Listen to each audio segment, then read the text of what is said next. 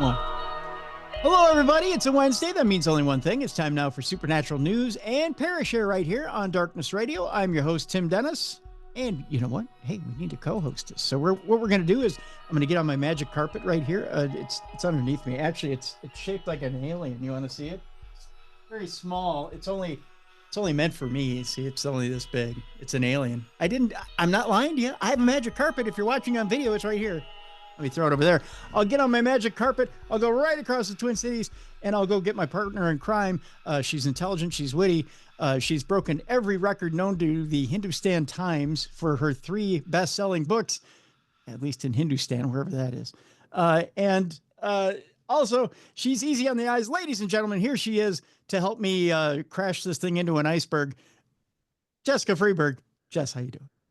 I'm good. I love the visual of you and I just flying across the metro on your little magic carpet. My little magic alien carpet. Yeah, you're going to be sitting on it. I'm just going to be hanging on to the bottom of it with my legs dangling. It's very small. Screaming, wee! It's the first time I've ever admitted how small it is in front of a female. But it's down there. Yeah. It's a pretty small carpet, Tim. I'm not going to lie. I've seen bigger. I'm sorry. And it's shaped like an alien. It's green. What's up with that? Well, and it needs to be cleaned. All right, keep your dirty green carpet to yourself. I'll just drive over. I'll hitchhike. That sounds safer. I got a who carpet. That doesn't sound right either. I've got a who carpet. Oh my. Jim Carrey would be proud. It's already started. All the who's in Whoville went, what the fuck is that? I don't know. And I've already started with profanity. Anywho, it's Supernatural News and Parashare Day. Speaking of, we actually have a Parashare. You sloughs were lazy with your weed and your Easter candy and you couldn't be bothered writing in today. So guess what? Jessica's doing your job for you. That's right. Yeah. I'm bringing it. You're bringing it today. Jess has her own Parashare today. So she'll share her own paranormal experience. Thank you, Jess, for doing that. You're welcome. Appreciate that. So we'll hear Jessica's Parashare right after the break today. We'll do that. Interesting stories today, Jess. The strongest evidence of alien life discovered on a nearby exoplanet. We'll talk about that today. Boy, oh boy. You're going to like this. Not only has Ted Sarandos of Netflix come out and told us why he thinks AI is the bee's knees, but we could also be using AI to talk to dolphins. That's coming up in our AI news. Talking to dolphins. Oh, what will they think of next? The body of Jesus, by the way, happy Easter, might have been found in the Great Pyramid of Egypt. What the? Boy, were we off on that one. So much for all those Sunday school lessons. Throw them all out the window. Yep. Welcome to the heretic hour here on Supernatural News. We also have some paranormal things to talk about. The story of a mom who passed away, and then the guy's wife saw something that shook her to the core. A little bit of a ghost story to talk about today as well.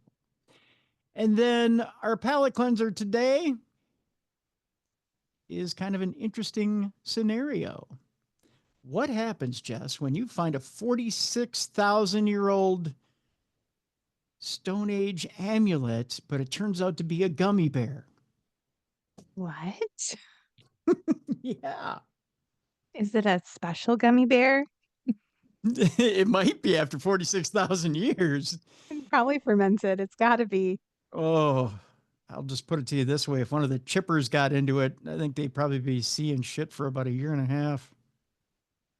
Yeah. I can't imagine they'd take it. They already take blueberries and you know, squirrel them away for about a week. They're making wine. Well, they eat them after they ferment for a bit, and then I think they sit in the corner of the garage and look at the walls. Little addicts. They are, yeah. They know what to do with the fruit. gonna have to come over and have a little AA chat with them. Yeah, that'll be fun. Sit around and try to do 12 steps with them. And they're like, later, lady. Look at that. We're in the corner. He's gonna sit over here and play with my nuts. Yep, exactly. Whoa, that too.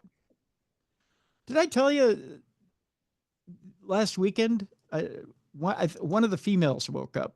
I think it was probably Snowball. And boy, was she just mate chatting away. She was Aww. but she was using the corner of the garage that had the best acoustics and was driving me nuts for an entire day. Just cheep, cheep, cheep, cheep, cheep, cheep, cheep. She was just letting out a mating call because it's the females who yell at the boys. Mm-hmm. The boys are lazy. Mm-hmm. Oh, well, that's true across all animals, I think. Yeah, I think so. And so she woke up and was like, "Hey, over here, boys, horny, horny, horny, horny, horny, horny."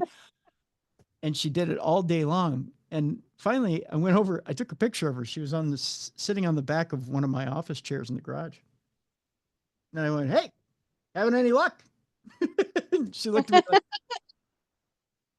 like, "Why are you yelling at me?" Look at her, though. She found the place with the best acoustics so that it's really gets the most bang for her buck. And she was sitting up high. She knew to sit up high, project, Yes. use the acoustics of the garage. That a girl. She's like I don't know, like theater animal. She's like the Beyonce of chipmunks. She was loud and proud, and then I come in and I'm like, "Hey, anything happening?" She's like, "Oh, Dad." She gave me one of those looks. Like busted. "Dad, did you just go somewhere?" Go away. You're so annoying. "Yeah, you're so annoying. Don't you know what time of year it is?" God. I got one of those. So I had to go back out on the porch, sit out there and drink my vanilla Coke and Let her do her thing. pretend I didn't see anything. Sorry. So I did. I just went over, sorry. Yeah, so that's life around my house. Pretty exciting, huh? It is. It's always exciting with your squirrels and chipmunks and I don't know. It's like a little fairyland over there. And you're Cinderella. And I'm Cinderella. I'm Snow White. Look at me. Woo. Yeah. Yeah. Like your princess, Tim. Yeah. Woo. Very exciting.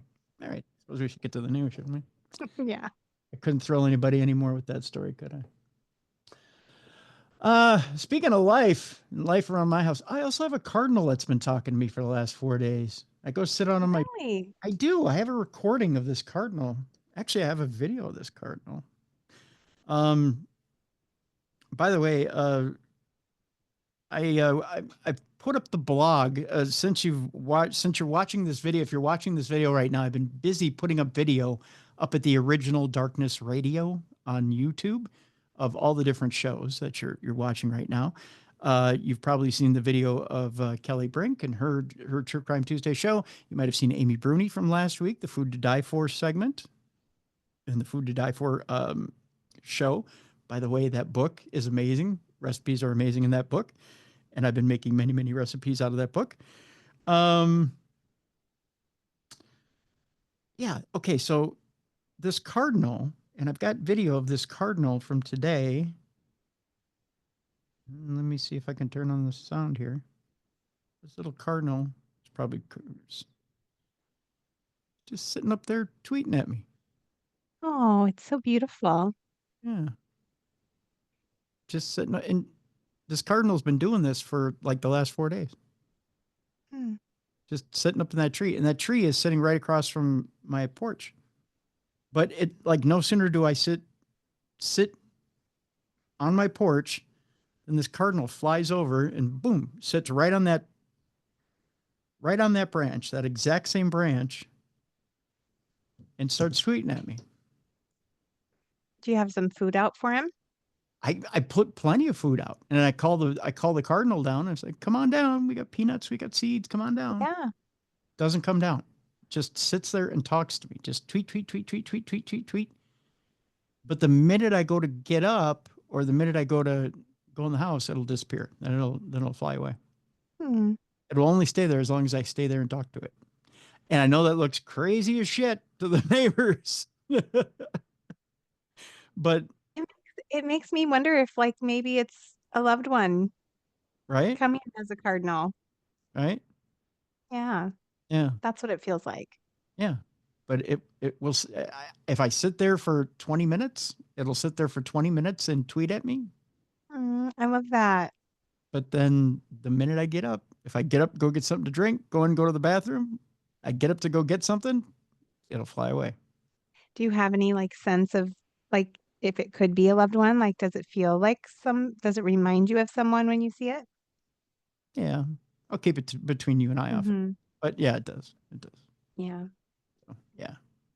Yeah. It was someone's special's birthday this past week. So, Yeah. That's what it feels like to me. So yeah. that's beautiful. I love that. Yeah. So, but it's just kind of nice to have this little cardinal. Actually, it's a pretty big cardinal and very bright red, very pretty. It is. I mean, it's a large cardinal. Yeah, it's very big cardinal. You can't miss that one. No, no. And it keeps, like I said, every time I go sit outside, and you know how cold it's been lately. You can't sit outside for very long, Yeah. but I go to change out seeds outside and for the chippers, and it just flies in and sits the minute I'm there, Hmm. and will just sit there and chirp at me until I leave, like it's trying to get a message through. So Mm-hmm. it's pretty cool. It's pretty cool. So I don't know how many people in our audience believe in that sort of stuff, but it's pretty cool to sit and watch. But I got the little video there. I don't know if I posted it or not. It's kind of because I'm talking to it and I sound crazy as shit. But uh, I could I could mute it and post it. I might. Let's get to our news, shall we? Interstellar Yes. news first. We'll talk about the strongest ever evidence of alien life discovered on a nearby exoplanet. The James Webb Space Telescope has found strong evidence of life on a planet situated 124 light years away. What's interesting is this story is being pulled from places like the Daily Mail, and I wonder Mhm. why. It's been pulled from a couple different news sources, Chess. So Um, it's out and then they take it off because they don't want us to see it. I don't know. I found it in one place this week, Interesting. which makes me wonder. The discovery of extraterrestrial life on a planet other than our own would undoubtedly be one of the most groundbreaking finds in human history, an achievement that could change how we see ourselves and force us to take a long, hard look at our place in the cosmos. Now, scientists believe they have discovered the strongest evidence yet of an alien life on an extrasolar world known as K218b, which is situated 124 light years away. Observations using the James Webb Space Telescope have identified two chemicals, dimethyl sulfide and diethyl sulfide, so DMS and DMDS, in its atmosphere. This is important because these two chemicals are typically only known to produce or be produced by life. While the discovery is extremely exciting, it doesn't quite represent conclusive proof of alien life, though it has been hailed as the strongest sign yet that this alien world has the potential for life. K218b itself is around 9 times as massive as the Earth and at least 2.6 times as large. It orbits in the habitable zone of a red dwarf star, which is around half the size of the sun. This is the strongest evidence to date for biological activity beyond the solar system, said astrophysicist Professor Nico, I believe this is Madhusidin, I believe, of the University of Cambridge. We are very cautious. We have to question ourselves both on whether the signal is real and what it means. Decades from now, we may look back at this point in time and recognize it was when the living universe came within reach.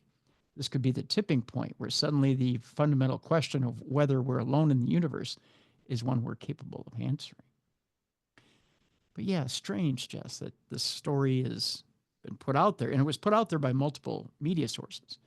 And then slowly it's getting pulled away. And I don't know if it's because they want to be more cautious with the data or Mhm.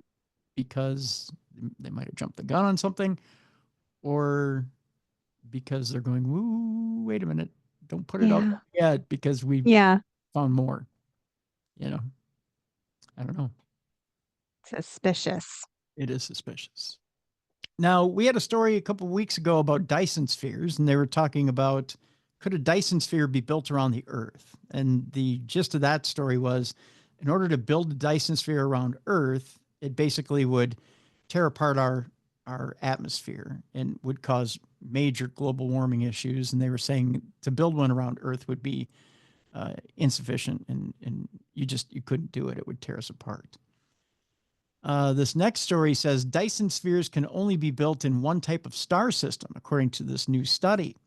The megastructure, first proposed by physicist Freeman Dyson, who makes a hell of a vacuum cleaner, may be possible, but with very specific limitations. Now, more than 50 years ago, Dyson proposed the possibility that a sufficiently advanced extraterrestrial race might be able to completely surround a star with a huge spherical structure and then harness the entirety of that star's energy.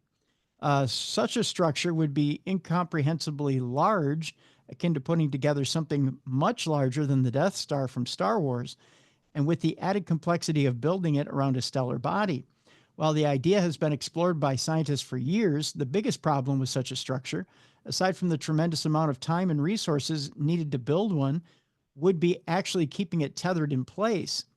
Now, though, a new study headed up by Colin McGuinness, who is an engineer for the University of Glasgow, has potentially found a solution to this, and is all to do with building the Dyson sphere around a star in a binary star system, or one with two stars, as opposed to around a single solitary star. He found that under very specific circumstances, where the binary system has one star that is very much smaller than the other, a stable Dyson sphere could be constructed around the smaller star and be held in place with its movement around the larger star acting as a gravitational anchor. The smaller star would need to be 10 times smaller than its partner, and the sphere itself would also have to be very thin. Otherwise, its own gravity would mess up the balance. But while this could theoretically make such a structure plausible, it doesn't take into account engineering concerns such as the stresses placed on its outer shell.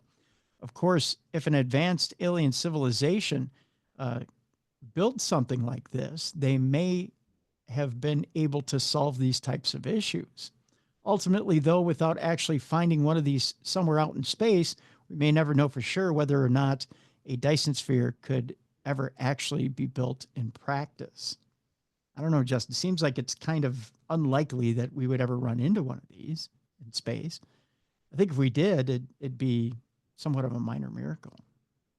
The size, absolutely. The size would be huge. I mean, yeah. But to run into one with a binary star would be massive. I mean, you would know there was life on another planet if you ran into a I was going to say, there's no way you'd miss that. That would be the surest of sure signs. We'd be able to see it through a telescope. We wouldn't have to go out there with a spaceship. Yeah, it would be more than obvious. That's for sure. All right. This next story, and I can't believe that we're already at that point where we're almost near break. But our last story before we go to break has to do with, we talk about what would we do if something hit the Earth and, a major catastrophe happened, right? In this case, something hit the Earth and a major catastrophe happened to one person. In this case, it was an auto shop repair guy. A mystery object smashes through the roof of an auto shop in New Jersey. And if that happens, do you hear an auto mechanic scream? I guess that's the question here. The shop's owner arrived for work early, only to discover a large hole in a pile of debris where the object had struck. CCTV and doorbell cameras in the immediate vicinity of the auto repair shop, which is situated in Magnolia, New Jersey, captured the moment that a bright flash lit up the sky and a mysterious object plummeted from the heavens and straight through the roof at 2:30 a.m. back on April 9th. When owner Sebastian Leonardo arrived for work the following day, the first thing that he noticed was the large hole in the ceiling and the mess of debris all over the floor. Further signs of damage were found after employees climbed up to take a closer look. A sizable dent in thick steel gauge box, said Leonardo. That's when I went to all of my cameras and found the video and realized what had actually happened. A flash outside and the impact in here. You eventually see a giant fireball come through the ceiling and everything comes flying down.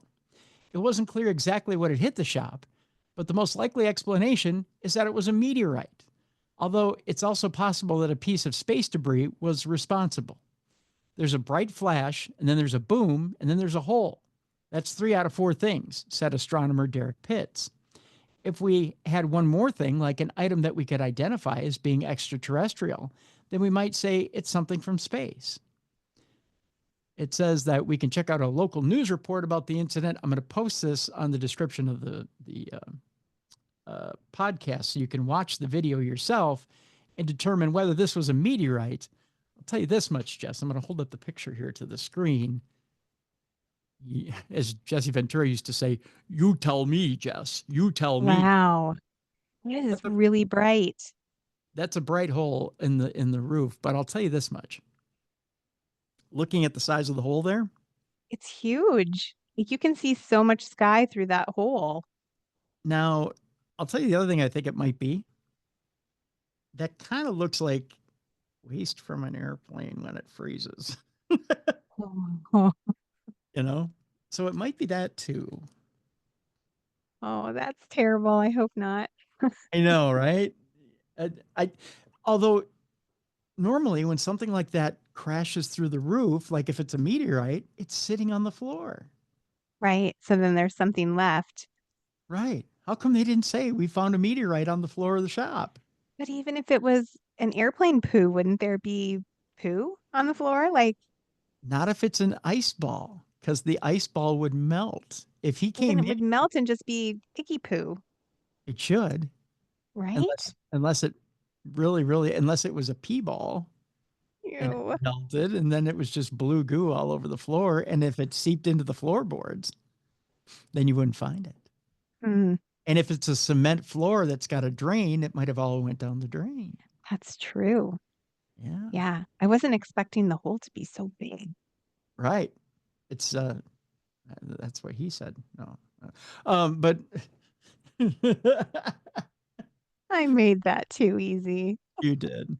But yeah, there's this giant hole in the roof, and you got to ask yourself, okay, well, yeah, it could be a meteor, but what are the other things that could hit the roof? The idea of like space junk flying out of the sky is like one of my scariest thoughts. Just like you're walking down the street and one day a chunk of space debris falls and hits you. Well, that's the other thing too, is we're thinking they're thinking meteorite, but let's face it, there are satellites that are being destroyed by not just our country, but other countries. The Soviets Right. destroy their satellites all the time. When they decide they're done with a satellite, they just boom, blow up a satellite in space and let it fall to Earth. Well, some of that stuff gets through the atmosphere. Right. And you may have had a piece of a satellite rain down and go through your roof. It's not unheard of. Boy, we really know how to create problems for ourselves. Right. So to say meteorite, well, it's a decent guess, but there's other things that can fall through your roof. It's not just, it's not just rocks from above. That's wild. It is wild. And when you ask scientists, what are the chances of an anomaly like a meteorite falling to Earth, making it through the atmosphere, actually making contact with the Earth? They're pretty far odds for something that size that went through the roof to hit your residence or your shop, come through the roof and actually come close to damaging somebody or something. So, I mean, if you had to put an insurance policy out and bet on it paying off for you, chances are you wouldn't collect on that. Right. In this lifetime. You have a better chance of winning the lottery. But this guy, he would have collected. Yeah. Had he put that policy out there. So interesting stuff. All right. We're going to take our break. When we come back, Ted Sarandos of Netflix says he believes the bigger opportunity with AI in filmmaking is if you can make the movies 10% better, not that they're cheaper. We'll find out what he means by that. Hmm. I don't know. I don't think we're there yet, but supposedly he says that. I've heard the same thing from TV execs too. They believe that AI is going to make, especially our own paranormal programming, much better. So we'll dive into those weeds for a moment and talk about that. Because that's kind of why you're not seeing new original ghost hunting programming anymore. Right. We'll also talk about the Aaron Goodwin case. There's a breakthrough in the Aaron Goodwin case this week. And it happened after we had got off the air last week with Supernatural News. We'll tell you exactly what is going on in that case.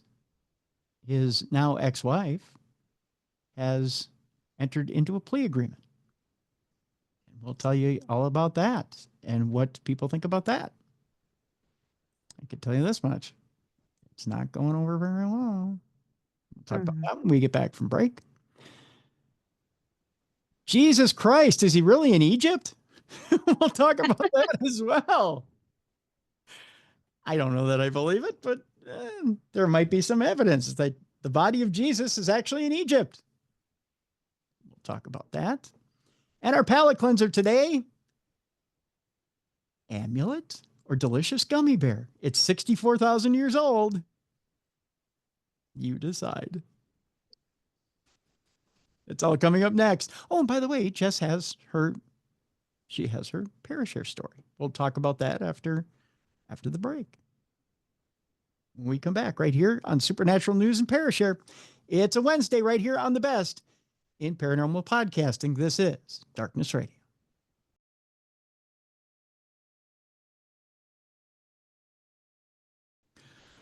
Welcome back to the best in paranormal podcasting. This is Darkness Radio on a Wednesday, Supernatural News and Parashare. I'm Tim Dennis along with Jessica Freeburg. Jess, it is still unseasonably cold. It is almost May. I don't get what's going on with this weather. I don't care for it. I don't care for it. In fact, you know what? I'm just going to get to it right now. I'm going to rip the Band-Aid off. It doesn't make me happy. There we go. See, I did it. See, the minute I do it, we just get to the music and we just get right to the AI news and we can get it over with. Take your medicine, Tim. That's right. Take my medicine like a good boy. Ted Sarandos is in the news, Jess, saying the bigger opportunity with AI in filmmaking is if you can make movies 10% better, not just cheaper. The Netflix CEO or co-CEO cited James Cameron, of all people, in his recent statement that technology could cut production costs in half, which it has. And it's also made things disappear when it comes to the paranormal. Yeah. Such as a lot of your favorite paranormal stars. Artificial or not, Netflix co-CEO Ted Sarandos has some ideas on how artificial intelligence can make films better. During the company's first quarter earnings call on Thursday, Sarandos said that he believes that the real opportunity for AI in filmmaking, if they can help films to be 10% better, not just 50% cheaper. Sarandos cited James Cameron's recent comments about how the technology could cut production costs in half. He said there's a ton of excitement about what AI can do for content creators. Sarandos said on the call, I read the article too about what Jim Cameron said about making movies 50% cheaper. I remain convinced that there's an even bigger opportunity if you can make movies 10% better. So our talent today is using AI tools to set references, previs, VFX, sequence prep, shot planning, all kinds of things today that kind of make the process better. He added, traditionally, only big budget projects would have access to things like advanced visual effects such as de-aging. Today, you can use these AI-powered tools to enable small budget projects to have access to big VFX on screen. Sarandos pointed to Martin Scorsese's 2019 film, The Irishman, as an example of what AI could achieve. The film used VFX de-aging effects for its central characters, played by Robert De Niro and Joe Pesci, across decades. Sarandos explained that if the feature was made today, AI would have enhanced and eased the project or process for a fraction of the budget and have an improved result on screen. If you remember the movie, Sarandos went on to say, we were using a very cutting edge, very expensive de-aging technology that still had massive limitations, still created a bunch of complexity on set for the actors, Sarandos said. It was a giant leap forward for sure, but nowhere near what we needed for that film. Irishman cinematographer Rodrigo Prieto later made his directorial debut with Pedro Paramo, which used AI-powered tools to de-age its stars. According to Sarandos, the effects cost a fraction of the tech for The Irishman.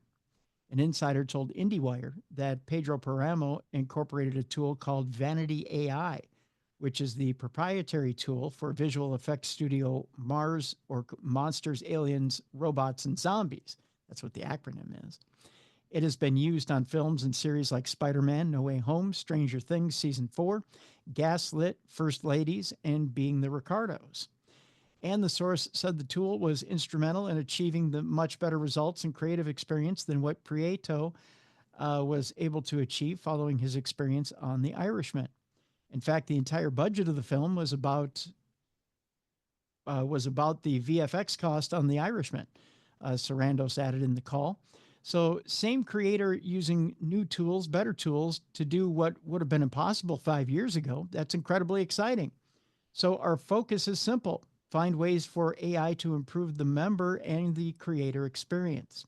Avatar director James Cameron previously said during the Boz to the Future podcast that AI would be key to minimizing costs for films and also make for shorter development time. If we want to continue to see kinds of movies that I've always loved and that I like to make and that I would go to see, Dune Part 2, or one of my films, or big effects heavy, CG heavy films, we've got to figure out how to cut the costs in half, Cameron said. He added, now that's not about laying off half the staff and at the effects company. That's about doubling the speed to completion on a given shot. So your cadence is faster and your throughput cycle is faster, and artists get to move on and do other cool things and then other cool things, right? That's my sort of vision for that.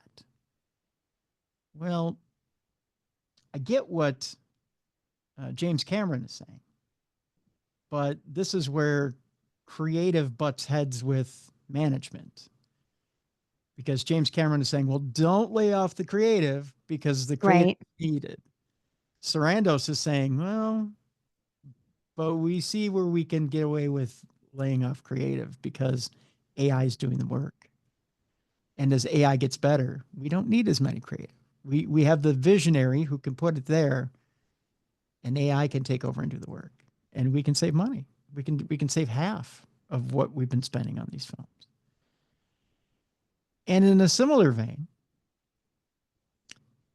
even 3-4 years ago, as they were talking about getting rid of the live ghost hunting shows, getting rid of the live paranormal shows, and scaling back, the talk was, you know what? Reenactment shows are where it's at. And the thought amongst the execs at the bigger networks was, well, the paranormal public isn't really digging ghost hunting shows. They're not really digging, shows like, I don't even want to mention the specific shows because I don't want the blowback from this audience here, but let's just say some of the shows that went away, they were seeing a decrease in viewership, which does happen over time. Every show has a decrease in viewership. It doesn't maintain a specific high and stay there week after week. You see fluctuations, you see ebbs and flows, right?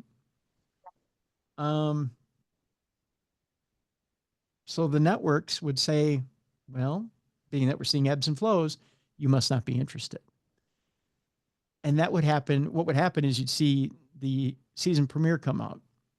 And I'll give you a good example. And this is why I do encourage you. It doesn't matter what the show is. Ghost Adventures. Their season premiere came out already. boom, they're going to hit with a fever pitch. You're going to see record numbers of a new season that's not, Haunted Mansion or anything like that. It's brand new episodes, brand new locations. People are going to be excited for it because finally it's a ghost hunting show, right? But then it's going to do this, Jess. It's going to drop off the table. It's going to be week 1, week 2, week 3, week 4, week 5, week 6, week 7, week 8. And it's going to do that slow drop in ratings. And it's not because the product is bad. It's not. It's good. It's still the same old ghost adventures, if not better, because they're finding new twists, new equipment, new story. Right. And they're trying to keep it fresh. It's not that. What it is the audience goes, okay, well, it's spring. Now we're going into summer. Now we've got kids' activities. Now I'll watch it on my DVR. Well, I put it on my DVR, but I'll get to it. And then I forgot that it aged on my DVR, and now it doesn't count towards the ratings. Mm-hmm. And we don't watch it in time, and it doesn't count. Oops. I'll get to it. Or I want to binge it. I'm just going to let it sit on my DVR and not binge it. They don't get credit for it. Okay. So be it. But you're not doing a service to that show. I know a lot of people love to binge it. I'll just collect it and I'll binge it. Okay. So be it. When your favorite show goes away, don't complain, right? Right. That's all there is to it. Likewise, the networks have this strange idea that you want to see things off of a computer be reenacted, that you want to see reenacted monsters rather than live scares or rather than live phenomena or something real. I've never known one person who's actually into the paranormal that wants to see something manifested off a computer. I don't know, Jess, do you? No, I want to see it for real. So I don't get why they think there's this death of the investigative program out there. I don't get it. I mean, it's nice to have what's out there that's out there. And I'm okay with the outdoorsy shows. I'm okay with the Bigfoot hunts and all that other stuff. That's fine. But there's a distinct lack of paranormal investigative shows. Yeah, do you think part of it is like production costs in terms of like, yes, it's a reality show, but with paranormal, you have to go back and analyze the evidence and you have to spend you have to have someone in post-production or in production, like listening to and watching all of the videos and that evidence and all that kind of thing. I would think that would cost a little bit more than your average reality show and probably more than recreating things. It's just that piece of it because there's so much to piece together. When you talk about what a paranormal TV show costs as compared to, like, say, a written drama or a written sitcom, it Oh costs yeah, it costs a quarter to a half of what that costs. right. But do you think like that in comparison to like, I don't know, we're binging Thousand Pound Sisters right now and I love it. Okay, so compare that to a paranormal program with live investigations and all that evidence that has to be analyzed and then cut and pieced together. And it just seems like maybe it's a little more expensive than, and they can get away with cheaper things. I don't know. I'm sure there's a little more travel cost to it, Yeah, that too. but ultimately, I think it's six of one, half dozen of another. There's not very much more, unless they're going over to Europe and back. I mean, Yeah. So we just need to watch it in a timely fashion. yeah, I think there's, and the other thing is there's not. Let's face it, the numbers aren't as good. I mean, there's only been 3 shows that have flirted with 1 million viewers. Hmm. That's not a lot. And there's been a few shows that have flirted with 500,000 to 750,000. And that's not a lot. So it doesn't really pay for the network to invest in live paranormal programming. Right. When they can say, you know what? Well, we can put on a scary story, a reenactment, and hey, I was part of one of those reenactment shows. You know, it's cheap to do. They can bring in a bunch of so-called experts to sit in a chair and comment on reenacted stories all day long. And it's pretty cheap to do. Mm-hmm. And it'll get about the same rating that these live paranormal shows will. You don't have to fly people anywhere, except for the experts coming in, but experts, and they come to the whole crew. Right. Okay. They'll put you up in a hotel that's right next to the studio, and they come to you. You don't go anywhere. So and now it's getting cheaper. Now they're sending you the equipment, and you're filming it at your house. You have a screen behind you. Mm. Now it's I know Paranormal Caught on Camera. I think they're doing they're doing the work at their house. Oh, that's convenient. And it's done it's done VoIP. I mean, it's all done, it's all done over the internet. Mm-hmm. So I mean, it's pretty simple. It's a cheap production. So with that, it's I can see why Ted Sarandos is saying we're going to make a boatload off this AI thing. I still would, and that's why YouTube has taken off so much. That's why you've got 300, 400, 500,000 people watching an investigative show on YouTube, if not, right. Yeah, or close to 1 million on some shows, watching per episode, because they can trust what they're seeing. They know you're not faking them out on YouTube. Right. So it's an interesting thing. I don't know that we'll ever get back to the days of network investigative shows ever again. Well, we just have to adapt. We have to pivot. Life is all about pivoting, and we're not going to get rid of AI, and that's never going anywhere. We're always going to have it. We just have to figure out different ways of doing things and adapt to what's happening around us. I don't mind AI in a good story, in a good movie. Yeah. And if we're telling paranormal fiction stories, that's fine. Right. Yeah, exactly. Yeah. I Keep don't it out of our paranormal investigations. Yeah. Yeah. Or, there's a line but we can still have paranormal reality shows. And although if I could upload a night of investigative audio and just have AI tag all of the anomalies, that'd be great. Boy, that's asking for trouble, though. For as bad as facial recognition is right now, can you imagine all the problems you would have with AI trying to pick out anomalies? That's true. I don't know. I just if I go deaf, it's going to be because of all the hours I've sat with headphones on, just listening at high volume my recordings so that I could try to hear the voice in the background.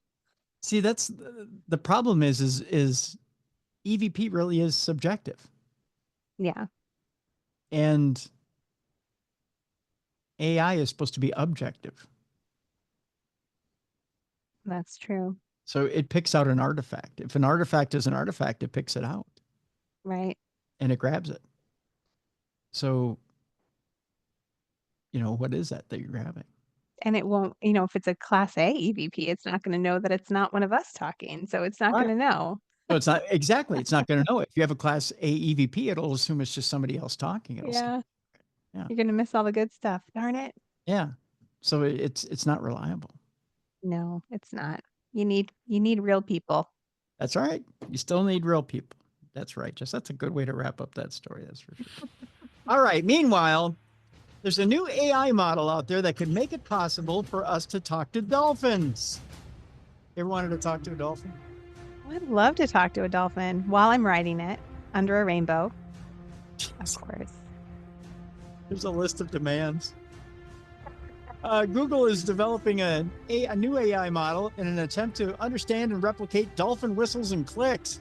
The ability to have a conversation with a dolphin might seem like something out of a comic book, but thanks to the advent of artificial intelligence, might not be long before we can do this for real. Google, in collaboration with the Wild Dolphin Project, didn't know that was a thing, is currently working on a new AI model called Dolphin Gemma that could one day make it possible to translate dolphin sounds. Search Giant has been training the AI using sounds from the Wild Dolphin Project's acoustic archive. We still don't actually know if dolphin sounds form words or sentences as we know them, so translating their vocalizations is certainly not going to be easy. If it is at all possible, however, then the new AI would eventually make it possible to translate what dolphins are saying and respond to them in their own language. Google has ensured that the model can run on relatively low-spec hardware, meaning that it could be loaded onto mobile devices for use in the field. Tell you what, there's a video about this very subject, and I'm going to take and post it in the description of this program so you can see what it would take to talk to dolphins with AI.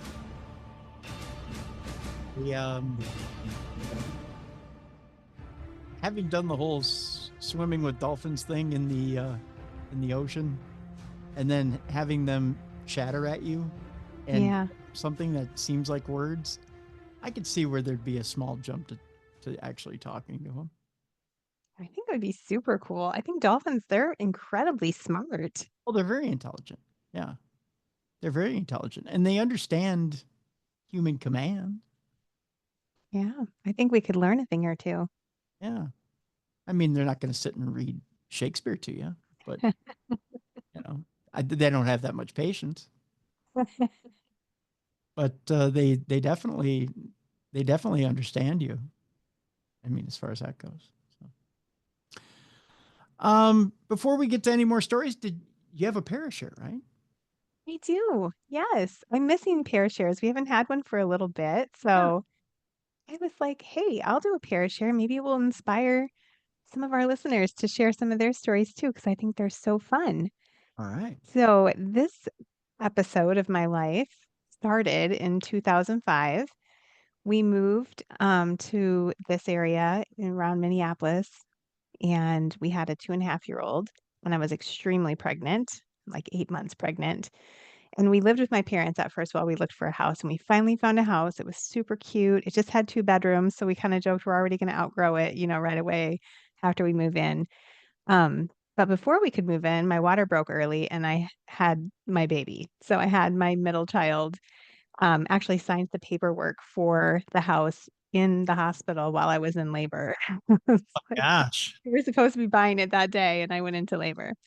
But that all leading up to the first night in the house. I was in the hospital having the baby. Had a C-section, so I was there for a few days, and people had unpacked everything and set it all up for us, which was so sweet.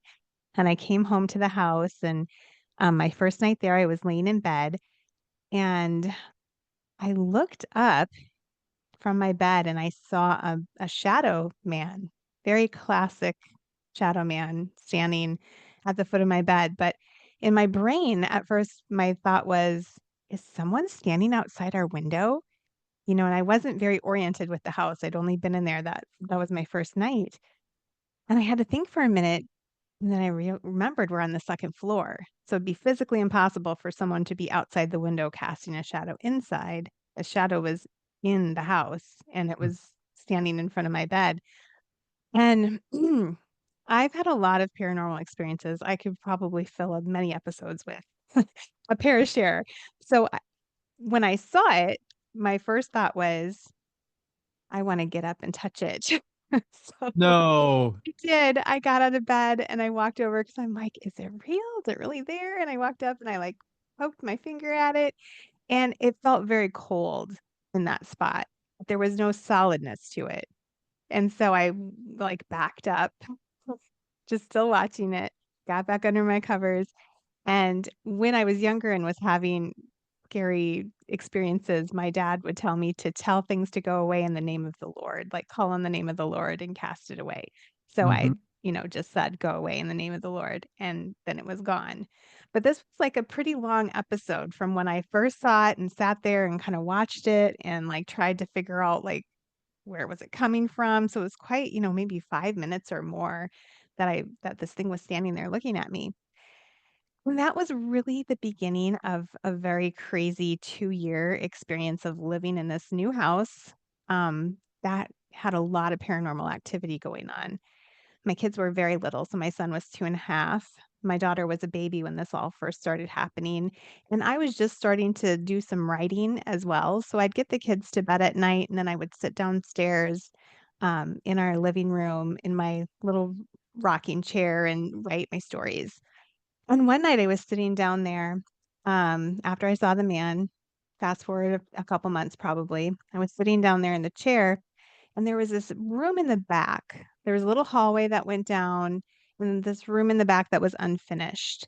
And we also had our laundry stuff back there. But it eventually became a bedroom and a bathroom.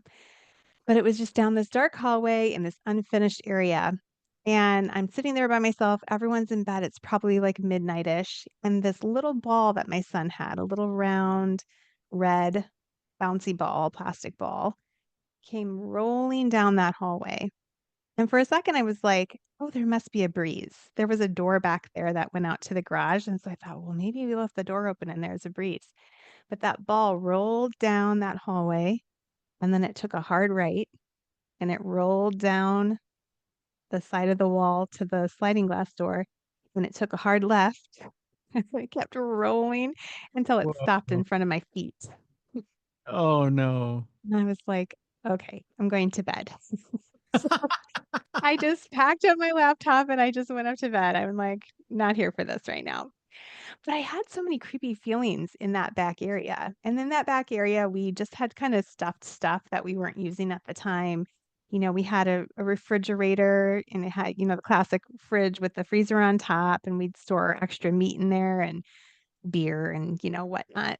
We Mhm. had our washer and dryer, and we had a dresser that my husband's grandmother had given to us, and just stuff like that. But every time I'd go back into that laundry room to do laundry, and my back was to that bigger room behind me with all that stuff in it, it felt so much like somebody was watching me that I would often say out loud, "I'm just doing laundry. Don't bother me," because I truly felt like somebody was in there with me every Ooh. time I went back there. Um, Fast forward now a little bit further, and we're having a stormy night, and it's a lot of thunder and lightning, and it woke my son up. And he came downstairs and he crawled up on my lap. I was sitting down there writing again. And so it's just him and me. It was probably, again, 11 o'clock or somewhere around there. And I was explaining to Logan why it's not scary. Thunder is not scary. It's just God upstairs, like letting us know that he's around and it's not scary. And he sits on my lap in that rocking chair, and he looks down that hallway, and he points his finger down the hallway, and he says, "It's not scary like that man." And I'm like, Oh. "Okay."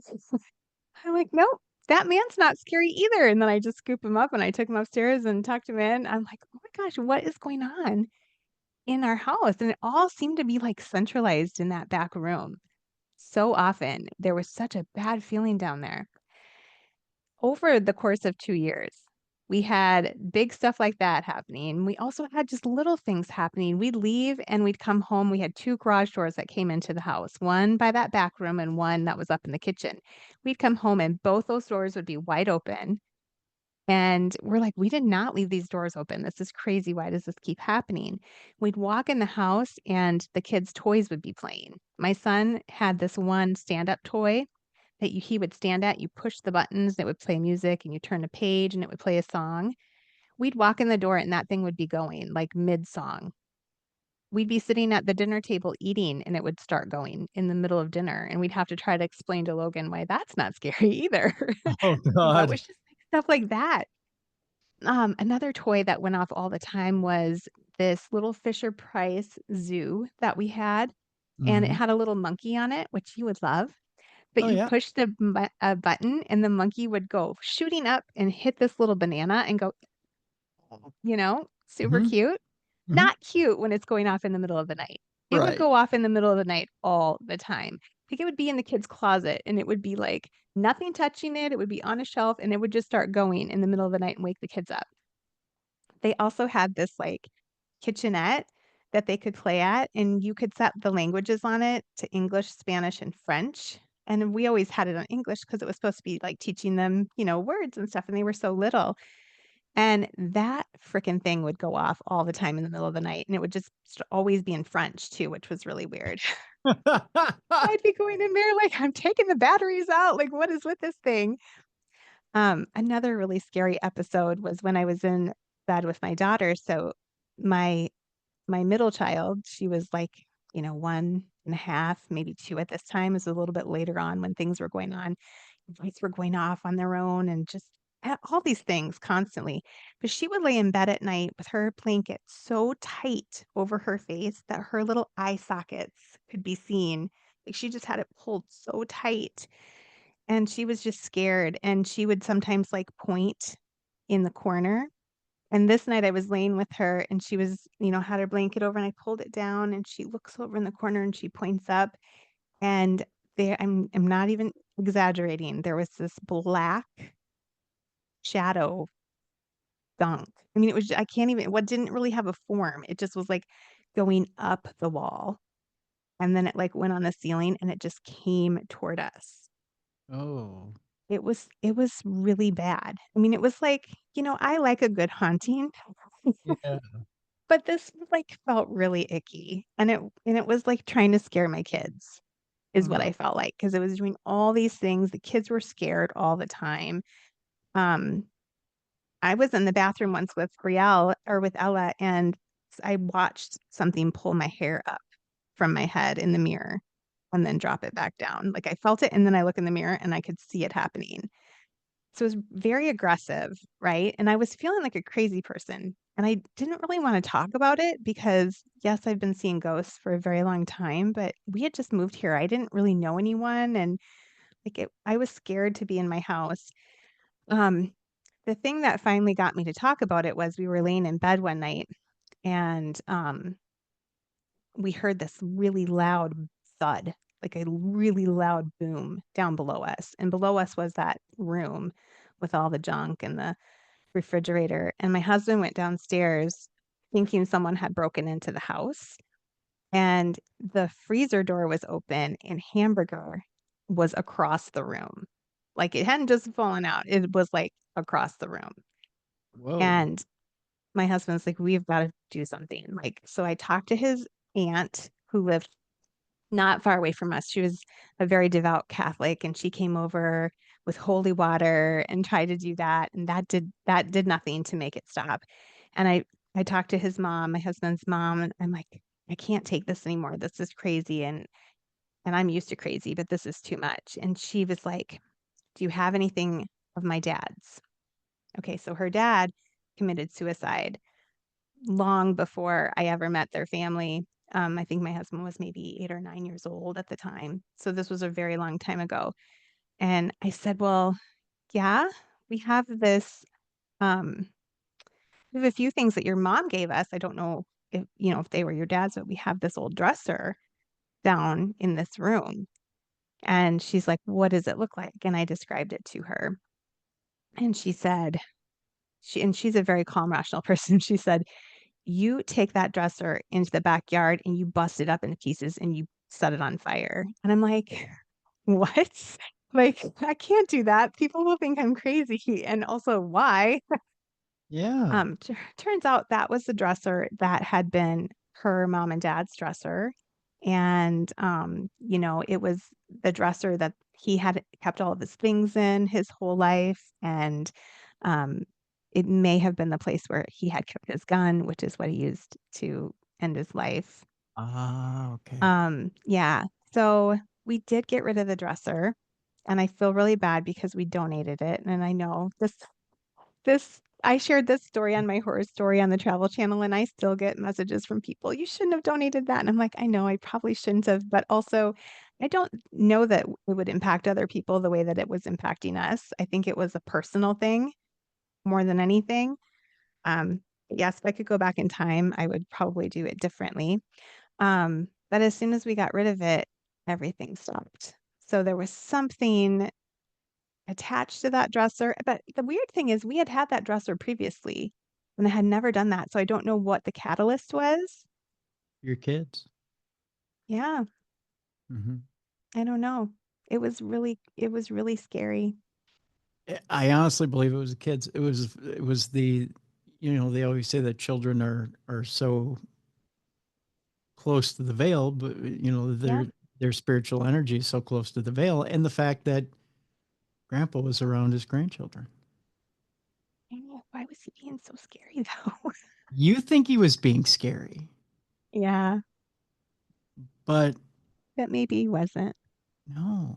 And I don't know if you've ever. I mean, I don't know if you and I have ever talked about John Tenney's experience of being trapped um, Mm. in between worlds. I don't know where you believe your is it your father-in-law, Yeah, or my husband's grandfather. husband's grandfather? Sorry, um, where he went when he committed suicide. Well, I don't think that you go to a bad place when you commit suicide. I think that, it's like having cancer. You're not going to be punished for being sick. Not saying he was punished, You know but what I mean? But maybe you don't feel like you can go to the light if you've been raised in a very Christian faith that tells you that you don't get to if you kill yourself. And so then I think sometimes energies can be kind of stuck in limbo because they're afraid. it's a matter of where he thought he was going to go, Right. Yeah. and he Yeah, that's a good point. and he might be in a place where he's stuck. Yeah. Oh, And that's there's kind of sad. and there's a if you ever, and maybe it's a thing that we talk about off air, but if you ever look up John Tenney and him talking about his experience, his Mhm. and there's also an experience I'll talk to you about off air too, about some mutual friends of ours who I helped them with um, one of their loved ones who was stuck Yeah. on the other It's side. funny I didn't think of it that way until you just said that, but that makes so much sense. And I will say it was scary, but not scary. It was more frustrating. Like, I never had the sense that I'm so afraid. It was more like I was just getting so frustrated because the kids were afraid. Because how do you explain that to children, you And know? the case, and I'm not going to use any names, but in the case that was brought to my attention, it was a grandfather, and the grandfather wasn't reaching out to his daughter. He was reaching out to the granddaughter. Yeah. Well, and that really has been the case with all of my grandparents who have passed, even my husband's grandma who just passed. We've had so much activity in the house since she's gone.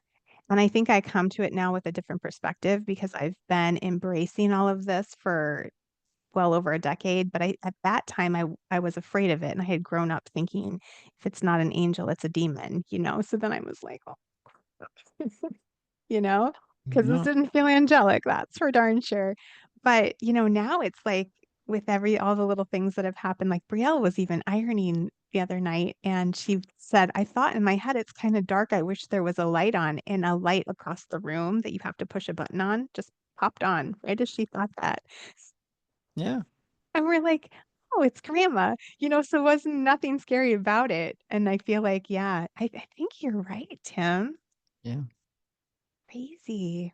Well, There's now I wanna do a little shadow work with grandpa. see, there's such a thing as stuck energies that aren't necessarily bad. It's Yeah, that they're frustrated. yeah. I think most energies, there are gonna be some bad ones. There are some icky things out there, but I feel like most of them that I've encountered have been just that. Not really bad, but kind of in a low vibe space. And from what I've learned from these stuck energies that are frustrated is they're in pain too. It's Hmm. a bad thing to learn, but they're in pain because they're lonely. They're isolated. So imagine being in a dark space where, as far as you can reach out, you can't touch anything. Yeah. As far as you imagine shouting but not being able to be heard, and imagine trying to see but not seeing anything, and then trying to feel your way out of there and trying to reach and stretch and maybe and pushing against a boundary that you can't see, hear, taste, feel, but then eventually getting a little barrier of light and maybe being able to reach out to somebody and get through somehow. Hmm. And Yeah. and somebody in your house, whether it be an object that they connected to in this life or somebody in your house who has that kind of power to bring them forward, or is a portal or a doorway to them that brings them Hmm. forward, has managed to bring them forward enough to where they can communicate to you. They can reach a little bit through that barrier. They can't break through that barrier, but they can reach forward and say something. It's scary to you Yeah. because you don't recognize it. It looks like dark energy to you. Right. And I think I reflect on this now. I think about this story and really like I wish it would happen now instead of back then because that time and everything happens as it should in the course of life as it should. But I wish I would have known then what I know now. Yeah. Yeah. Because now I get that. Now I understand all that. I know that myself and my kids I kinda tell my kids, "You're kinda like a lighthouse," right? Like, energies know that you can notice it, and so they're not trying to be scary, they're not trying to hurt you, they just want someone to notice them. But also you don't have to, be available all the time, so it's okay to put your little bubble up. We do like a little bubble up Mhm. visualization to just kinda, turn it off or whatever, but I So, didn't know any of that stuff at that time.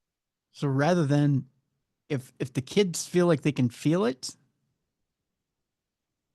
and that they can communicate with it, tell them to, they don't have to open themselves up to it, but tell them that, to tell that energy, believe you can be saved and you will be, Hmm, I like that.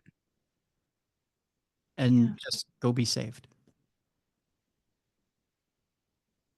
Save yourself. Go be saved. yeah. And that's the biggest advice you can give, because that essentially was what saved John Tenney.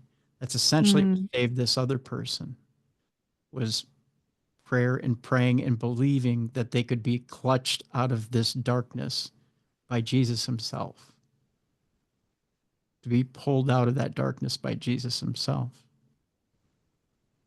And that's what will get you out of that stuck position. It's belief, and it has to be the belief of the right. spirit in order to get out of that stuck. Right. Yeah, but it can be done. Yeah, absolutely. And I think having people, in this space, in this realm who can notice you and help guide you Yeah, to that understanding is helpful too. right. We So, we as human beings can't push somebody to the light. We don't no, have that free will ability. choice. Right. We But got it all the way to the end. right. But if you feel you have the ability to communicate, you can send that intention to that person, or you can send that message to that person that they can have that power to move themselves. Yeah. Because we do have that power. Yeah. Yeah, the first spirit I ever helped go to the light was completely by accident, and it was at a very well-known haunted place, and it was one of their main ghosts, so I'm not gonna say what the place was. So, I was like it was totally by accident, but it was a person who had committed suicide, and, it was like and you could feel the sadness and the feeling of they weren't gonna be accepted if they went, and so we were sitting there, we were filming for a documentary I was doing at the time, and all the equipment was going crazy and gangbusters, and I was asking it questions, and I was feeling all these emotions from it, and those were guiding my questions, and, you know, it basically was like spirit therapy. And I was like, you don't have to feel bad. You didn't do anything wrong, and you're going to be loved and accepted when you go. Your family's waiting for you, and they've been waiting a long time. And all of a sudden there was just everyone felt it, this crazy swirl of energy, and everything in our equipment went off. And then like bright, all the lights went off and all the flashlights went off and all the meters went crazy. And then everything just stopped. Mm-hmm. And I looked over at Natalie and I was like, oh shit, did I just cross a ghost over? I feel kind of bad because it's No, part of their story, but also like, wow, I didn't even know I could do that. but see, now that you know what you know that you and yourself, I mean, I don't believe that any one of us humans is that powerful. No, it's It just was having the right words and feeling what they feel. Yeah, I shouldn't say I crossed it over. It was their decision, and so I right. shouldn't feel guilty about it at all. You shouldn't. Oh, you just told them what they needed to hear. You told, Yeah, yeah, yeah, that place was featured on a show not that long ago, and Natalie and I were both watching to see if they talked about that spirit, and they did not. I'm like, yeah, yeah. I think she really crossed over. I think she really There went to the happy place. you go. Yeah, yeah. So yeah, it's that's and you know one of the, like I said, we just had Amy Bruni on, and then one of the things that I think is most impressive about Amy and Adam and the way they investigate and the way that they work is when they talk to spirits again, they talk to them like human beings, Yeah. Yep. and when they communicate with them, they communicate with them in that exact tone, and again communicate with them to give them that information like you would give any human sitting across from you and just say, you know what, you have your choices, here are your choices, Yeah. you know, and when given information and choices, people make the choices that are correct, right? Yeah. Sometimes they just need someone to remind them that they're okay. Yeah, exactly. So yeah, Yeah. So there you go. That's my good, story. good story. Wow, wow, wow, Jess, you've been through a lot. Holy cow, holy cow. Well, speaking of being through a lot, our good friend Aaron Goodwin has been through a lot, and it seems like he's going to go through a little bit more here. Um, his soon-to-be ex-wife put in a plea agreement, and there's a lot of outrage, it seems like, in the paranormal community, in the internet community, and even with Ghost Adventures fans. Um, I don't know how I feel about it either. I'm kind of a little outraged myself. Ghost Adventures star Aaron Goodwin's wife won't be haunting him in a court of law, at least. She struck a plea deal to avoid a lengthy murder for hire trial and shorten her sentence. She shortened it quite a bit to the point where it's almost obscene. Victoria Goodwin filed documents, and they were obtained by TMZ, informing the judge in Clark County, Nevada, that she intends to plead guilty to one of the two counts that she was facing for allegedly plotting to kill her famous husband. According to the documents, Goodwin says she's copying to conspiracy to commit murder. And in exchange, prosecutors will drop the charge of solicitation to commit murder.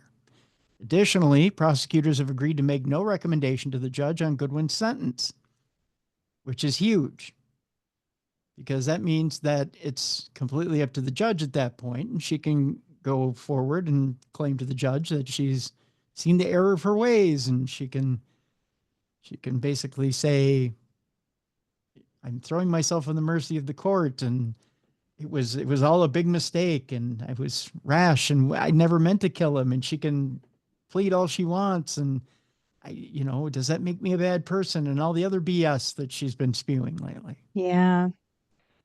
TMZ broke that story, and that Goodwin, the wife, was busted last month after cops say they caught her messaging Florida inmate Grant Amato about killing Aaron. In one message, she said, "Am I a bad person? Yes, you are, because I chose to end his existence and not divorce. Just get the divorce." She also provided details of where and when Aaron would be filming a Ghost Adventures episode with Zach Bagans in California. Nevada statute calls for her to get anywhere from 2 to 10 years in prison on the charge that she's pleading out to. That's it. That's it. Ugh. I don't like that at all. And being that she's pulling out, unless she gets a judge that considers him or herself a hanging judge, you can split that right down the middle. Right. So chances are you're looking at about 6 years. That's not enough. And with time served in good behavior, she's probably going to do about 4. Gross. The judge will determine her exact sentence on this. She could also be fined up to $5,000, which is nothing. Not a thing. That's like less than she was going to pay the guy. Yeah, she was going to pay him 11.5. Yeah. Yeah. Hmm. Aaron's already made the obvious move. Thank God. He filed to divorce Victoria just a couple of days after she was arrested. He's not looking back. He's moving forward with his life. He's kept a brave front. Hasn't said a thing about her. And that's, I mean, kudos to him. That's takes a lot not to say anything when somebody has done something so terrible to you and everyone's talking about it. But to his credit, he hasn't said anything, you know. Yeah. That's It's the kind of guy he is. He honestly, classy. yeah, he's very classy. And he's the type to want to forgive quickly too. I think he should. Yeah. I honestly, but he would be the type to forgive quickly and move on with his life because he doesn't want that wing on his soul. Yeah. I feel like I would do the same because honestly, hatred and unforgiveness becomes like a cancer inside of you. Honestly, I tell my kids it's more painful for you to hate someone than it is for them to be hated by you. They're not feeling it every day. You are. Yeah. So, but as long as you keep that toxic, that doesn't mean you let people back in your life. Just means you Right. don't harbor the badness toward Right. them. Right. I just hope he makes a clean break and Yeah, me too. He's such a nice guy. yeah, he's a beautiful soul. So I just hope he makes a clean break and finds happiness with someone who truly cares and loves him and takes care of him and sees him for who he is and cherishes him. Just cherishes him because he deserves it. It's been a bit of a rough life for him. So he just deserves someone who's good to him. So. And I know you maybe say from the outside looking in, if you don't know him, maybe like, oh, how rough could it be, Tim? He's on TV, he makes great money. How rough could it be? Well, you have to truly know somebody before you can walk in their shoes. So that's Yeah. all I'll say. That's all that deserves to be said. All right. Next story has to do with how paranormal beliefs can help people cope in uncertain times.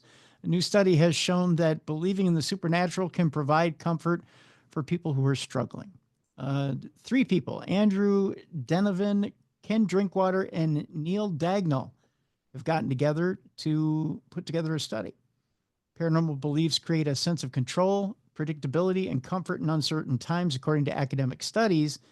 That doesn't explain why some people find them more appealing than others, though recent studies are starting to offer explanations about why some people feel so drawn to the paranormal.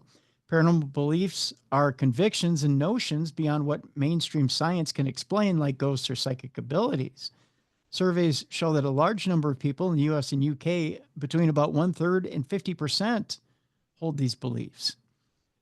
The recent study these 3 put together found that people who feel powerless or uncertain are more likely to believe in the supernatural. This is probably because of the way that our brains process uncertainty. When faced with events that we cannot control, our minds look for patterns and explanations. Paranormal beliefs create structured stories that make random events seem intentional.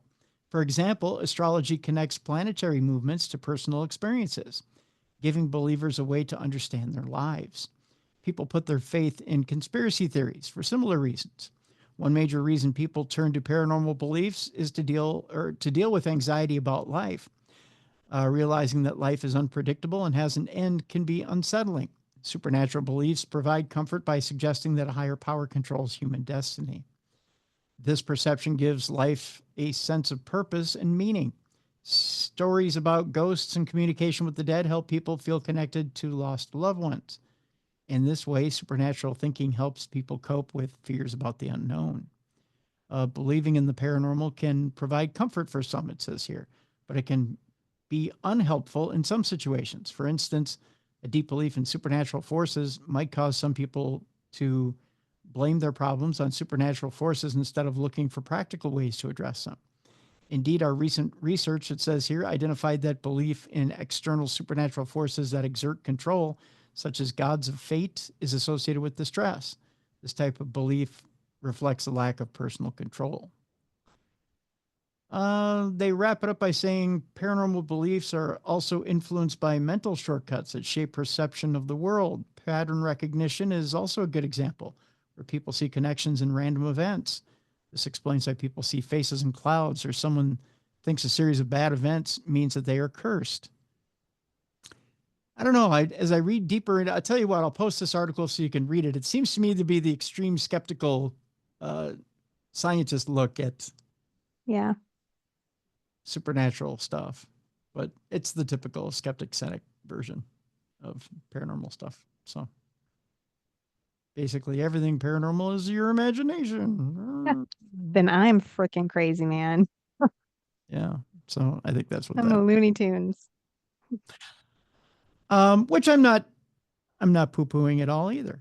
But to say that everything is your imagination, well, yeah.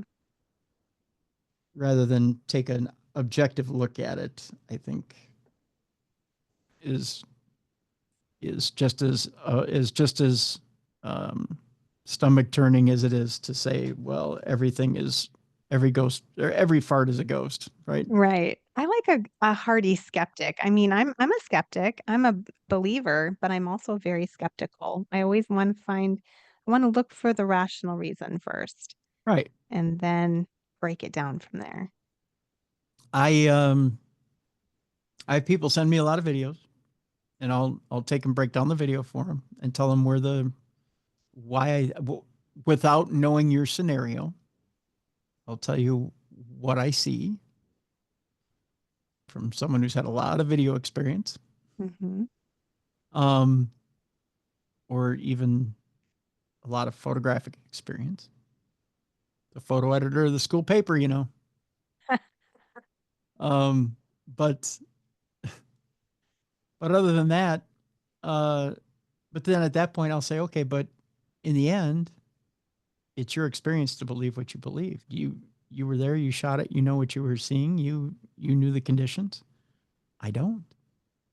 You're coming to me and asking for my quote unquote expert opinion, but I wasn't in the room with you when you shot it. Yeah, and a lot of paranormal activity we feel in our intuitive sense. Yeah. That's kind of your best ghost hunting tool is what are you feeling? Yeah. When you're experiencing all these things. Yeah. Our next story is a bit along that curve, Jess. The headline is "My mom passed away. Then my wife saw something that shook her to the core." A man has shared the uncanny experience his wife had a year after his mom passed away, revealing how it gave him and his family closure, but they're still disturbed. I'll show you a bit of a picture here. And it says here that this TikTok user's wife saw a ghostly apparition. Oh, this is a stock image of it. Never mind. I thought this was the actual picture. I won't show you the picture. A man has shared the eerie experience his wife had after his mom died, which still disturbs him to this day. Adam Mawson says he still is freaked out by something that happened a year after his mother's passing. In a video posted to TikTok, he said, "We started having problems with our alarm in the house." He described it how it would go off every few hours, particularly in the small hours.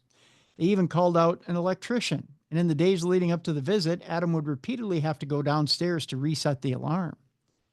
It was on the third night of disturbances that his wife's chilling experience unfolded. After a trip to shut off the alarm, Adam returned to find his wife sitting in bed, fully awake. I asked her if she was okay, he continued. She said she was, and we just went back to sleep. Anyway, the next day we got up and got dressed, but I noticed my wife was really quiet. Oh, that's never good. She ultimately confided in him what she experienced. According to Adam, she said, I've got to I've got something to tell you. I don't quite know how to tell you. When you went downstairs to reset the alarm last night, it went really cold in the bedroom and smelled of smoke, and I felt a presence. Adam shared that his wife claimed to have seen something out of the corner of her eye on the edge of the bed. She described turning to face the ghost of his mom, as real as if she were still alive. Oh, wow. I don't know that that's an oh wow or a oh ick. According to Adam, his mom conveyed a heart-filled message through his wife, expressing how much she misses and loves all of them and reassured them that she's okay. That's nice. Yeah. He concluded, my wife said to her that we miss her too. And then she just disappeared in front of her. How the hell did she stay calm? I would have freaked out.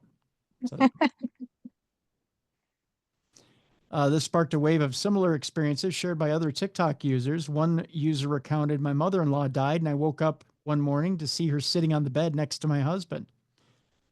Thought I was dreaming until my husband said, that's weird. Someone was just holding my hand. Another person chimed in, I saw my grandma after she passed. She was just standing in the doorway of my living room, just smiling at me. I looked after her after my granddad passed. A third added, my daughter in law passed from cancer last year at age 35. A few months after in bed, I felt tapping on my side. Turning around, she was there. Basically, she just told me to tell my son to open up. Um, Also, a fourth TikTok user chimed in. My mom saw her granddad at the end of her bed when she was in her 20s. She said he appeared, smiled, and disappeared. The same happened with my granddad, my niece. She was 6 at the time that she saw him. Hmm. Yeah. You ever had a relative appear at your bedside? I have. And I've had a few different experiences like that, but it's making me think, like going back to what we were talking about with my Parashare and the different energies, like all of these feel like they've crossed over and they're coming back for a visitation. Mm-hmm. They don't feel scary. No. That's why it's not an oh ick. It's an oh, that's so nice. And they feel like they're settled and their souls are settled. Whereas what we were experiencing was not that It kind was of chaos. crossed over sense. Yeah, Yeah. I'm just sitting here connecting dots as you're talking. Yeah. What you were experiencing was chaos energy. Yeah, yeah. Yeah. But these are beautiful. Like these are the stories I love. I love them so much. And I have multiple experiences with energies like that and loved ones. And they just make me happy. And I always feel bad when people say, I don't believe in ghosts or and I don't believe in that kind of thing. And I think, oh, that's such a bummer. You're never gonna get to experience it then. Yeah. Yeah. Well, That's so cool. that's the other part of it too, isn't it? You kind of have to be open to the experience in order to have it. Because Yeah. you're never open to it, you won't have it. Although I shouldn't say that. There is a point where I kind of doubted that it it existed, and I actually had the experience. Yeah. The thing is, you might experience it, but you won't experience it in that lovely way that you could have. Oh, I don't You'll, know. ex- was I it lovely when you felt it? yeah, I was sleeping, and I had a very lucid dream. Mm, I can tell you briefly. I've told it before on the show, but yeah. I was in a very skeptical frame of mind. I didn't know what I believed at the time. I was in my 20s, and my uncle David had passed away. We were just in Colorado for my cousin's wedding, and he was sick. He was really sick, and it was his last days. He had leukemia, cancer, riddled with cancer. Mm. And I knew in my head that he only had a short amount of time. The only thing he was keeping down was my mom's potato salad and ice cream sandwiches. So that was Ooh. about all he was keeping down, right? And we were watching a lot of wrestling when we were out there. He was getting back into it. So he was having me explain who all the different wrestlers were on Raw, on WWE Raw. Mm-hmm. And we talked quite a bit, and he kept promising my stepdad when next time he came out, they were going to go fishing, stuff like that. But I kind of knew that Yeah. there wasn't going to be a next time. And so when we got home, we drove straight through from Colorado to home. It was a 12-hour drive, and I was exhausted. I didn't sleep at all on the way home. And I crashed. I mean, I crashed hard and went to sleep. When I went to sleep, I had this dream, and it was your stereotypical Simpsons heaven-like dream where the clouds are in the background, the blue sky and the clouds. Yeah. Uncle David's standing there looking the way he looked when I was a kid. And he used to drive Oh, truck. He drove a semi when I was a kid. And he had the grease back hair and the rolled up cigarettes and the t-shirt and blue jeans and cowboy boots on. And just basically said, "How you doing, kid?" I said, "Pretty good." And I'm like, "Why are you standing against clouds?" And he goes, "I think you know why." And I'm like, mhm. "Did you?" And he was like, "Yeah, while you were on your way home." I was like, "Really?" And he said, "Yeah." And I said, "What's it like?" He just laughed. He goes, "Not as bad as you think it is." I said, "Seriously?" He goes, "Nah." He goes, "I'm not in pain anymore." He said, pardon my language, he said, "I was fucking miserable." Yeah. And we just have this conversation. But he said, "There's things I can't tell you, Right. but I can tell you this. Everybody's here." Right. I was like, "Oh, Mm. okay." And so we started to talk a little bit. And he just told me, "I know you got worries and I know you got anxiety, but don't worry about it. You got the rest of your life." I'm like, "Okay." He goes, "Just enjoy, have fun, Yeah. be happy." Right. You got the rest of your life to worry about what comes at the end. Don't worry about the end. Worry about what you're doing now. Right.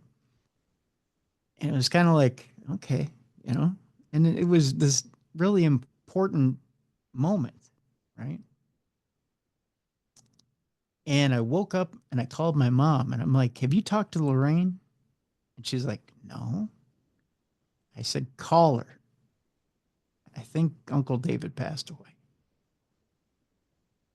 She goes, "Well, but we weren't there all that long ago." And I said, "Call," because I had this really weird dream.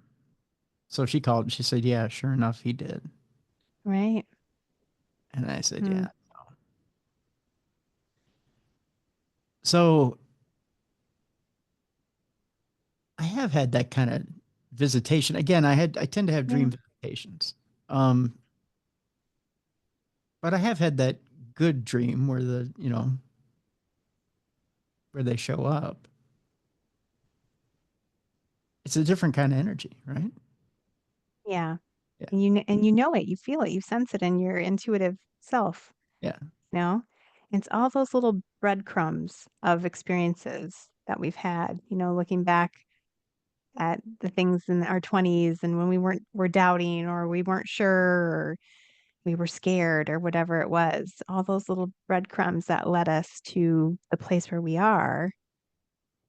Yeah. So, Most definitely. Most definitely. Let's see here. I think we have four more stories here today. Boy, this next one's a doozy, Jess. I don't know what you think about this one. I'm going to try to keep politics out of this next one as much as possible. all right.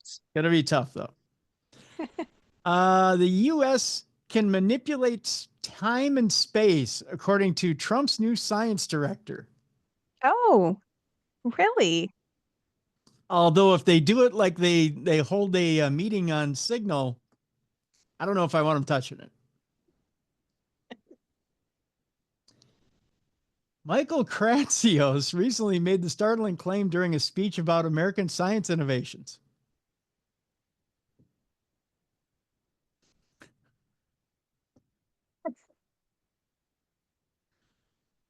Another thing for them to put their hands on.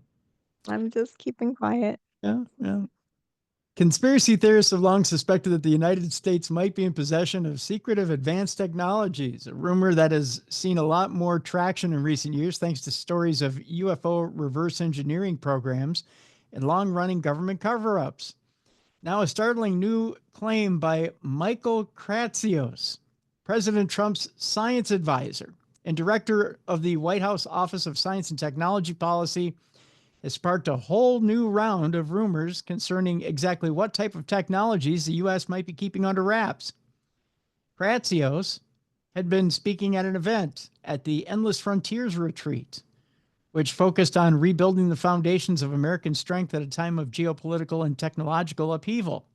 Much of his speech had been about past American scientific innovations, with an emphasis of recent stagnation in that area.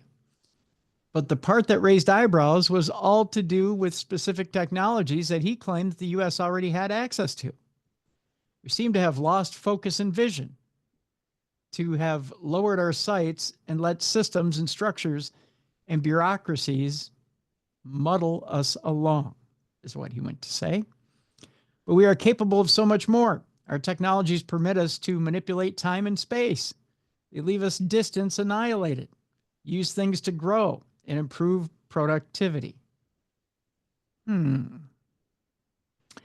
Unsurprisingly, his mention of technologies that can manipulate time and space has prompted a great deal of speculation over what he could possibly be referring to. There's no known technology that can do this, so what on earth was he talking about? Could he be aware of some secretive technology kept hidden from the general public, or was this simply a poor choice of words on his part? While some have argued that he was simply speaking metaphorically, others have suggested that he either messed up or revealed something he shouldn't, or was trying to intentionally tip people off to something behind the scenes that nobody currently knows about. So, Jess, with that, what do you think? Are there plenty of loose lips in the Trump administration, or was it metaphorical? Or maybe he just ate a little too much magic mushroom before he started talking. No, you don't think there's drugs going around there, do you? I don't know, but if we could go back and manipulate time, could we go back in time to when my 401k had a little more money in it? We You only like have to go back a few weeks. you like to go back a few weeks, would you? Maybe I would just take it all out and keep it. Go liquid for a bit. Yeah. Yeah, I think there are a lot of people that like to do that. It hurts. It does hurt. It hurts a lot. I'll just wrap this one up with this. I think there's a lot of people playing loose with a lot of language in Washington, D.C. these days. Kind of wild. There's going to be a lot of. I'm just sitting back like a girl with a big tub of popcorn, just like, I'm here for it. What are you going to do? I'm just watching it all unfold.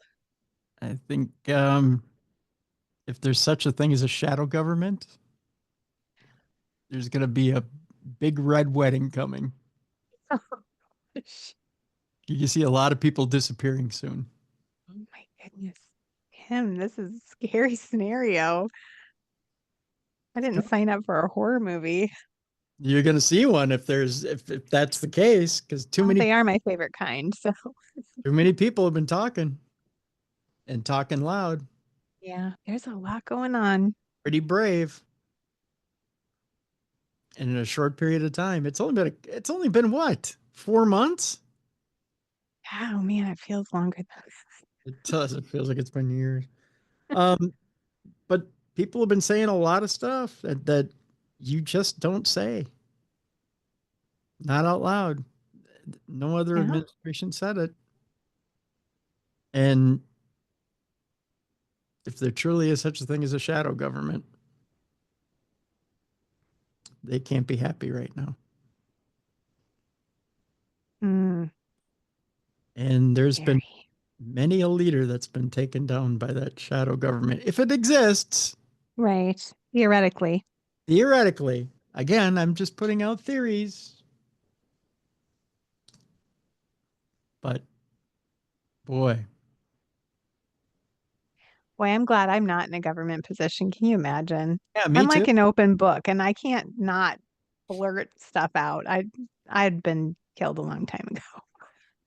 Oh, I can keep it secret, especially when you know when they tell you your life depends on it. It's Yeah, I guess that's pretty different. easy. I don't know. If I knew something like really exciting, I'd definitely be calling you. And then we'd be, probably putting it on the podcast. Because I'd have to tell all my friends. Oh, it's no, it's pretty easy when they tell you, well, it's your life or You're else. gonna die. Yeah, you can keep quiet about a lot of stuff. I can keep your personal secrets, but I don't know. If I knew stuff about aliens and technologies that, could take us back in time and space, I don't know if I could keep the secret. I'd be too excited. But Jess, if they sat down with you, they had you sign that agreement, and, Maybe. and they said, Jess, under penalty of death of you and your children, Yeah, I'd be like, just sew my lips together so I can't talk, please. and the next 3 generations after that, Oh, well, I guess if you threaten my children, I could do just about anything. yeah, and you don't know anything, you haven't seen anything. There's nothing in the sky, is there? What aliens? See, it's real easy to do, isn't it? Yeah, Yeah. I guess I could if my children's life depended on it, for Hmm. sure. And they probably would. Yeah, that's true. That's And until scary. and until every one of those overlords is gone, you don't say a thing. No, It's a big organization. I would just have to sit down and plot how to kill them all so then I could finally talk and spill the beans. That's a Hollywood movie. How do I get them all dead at one time? Oh, just invite them over for a big party and, I don't know, poison them all. There's only one way. There's only one way, Jess. Jesus Christ.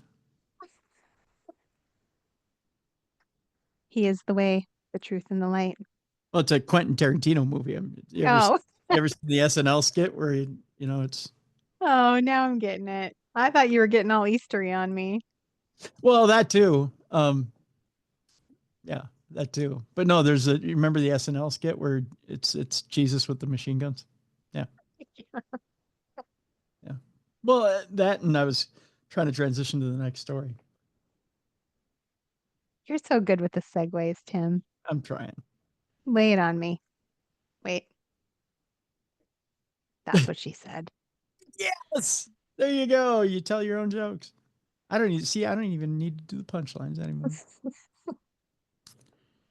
Well, Jess, in one of the crazier theories we'll have this week,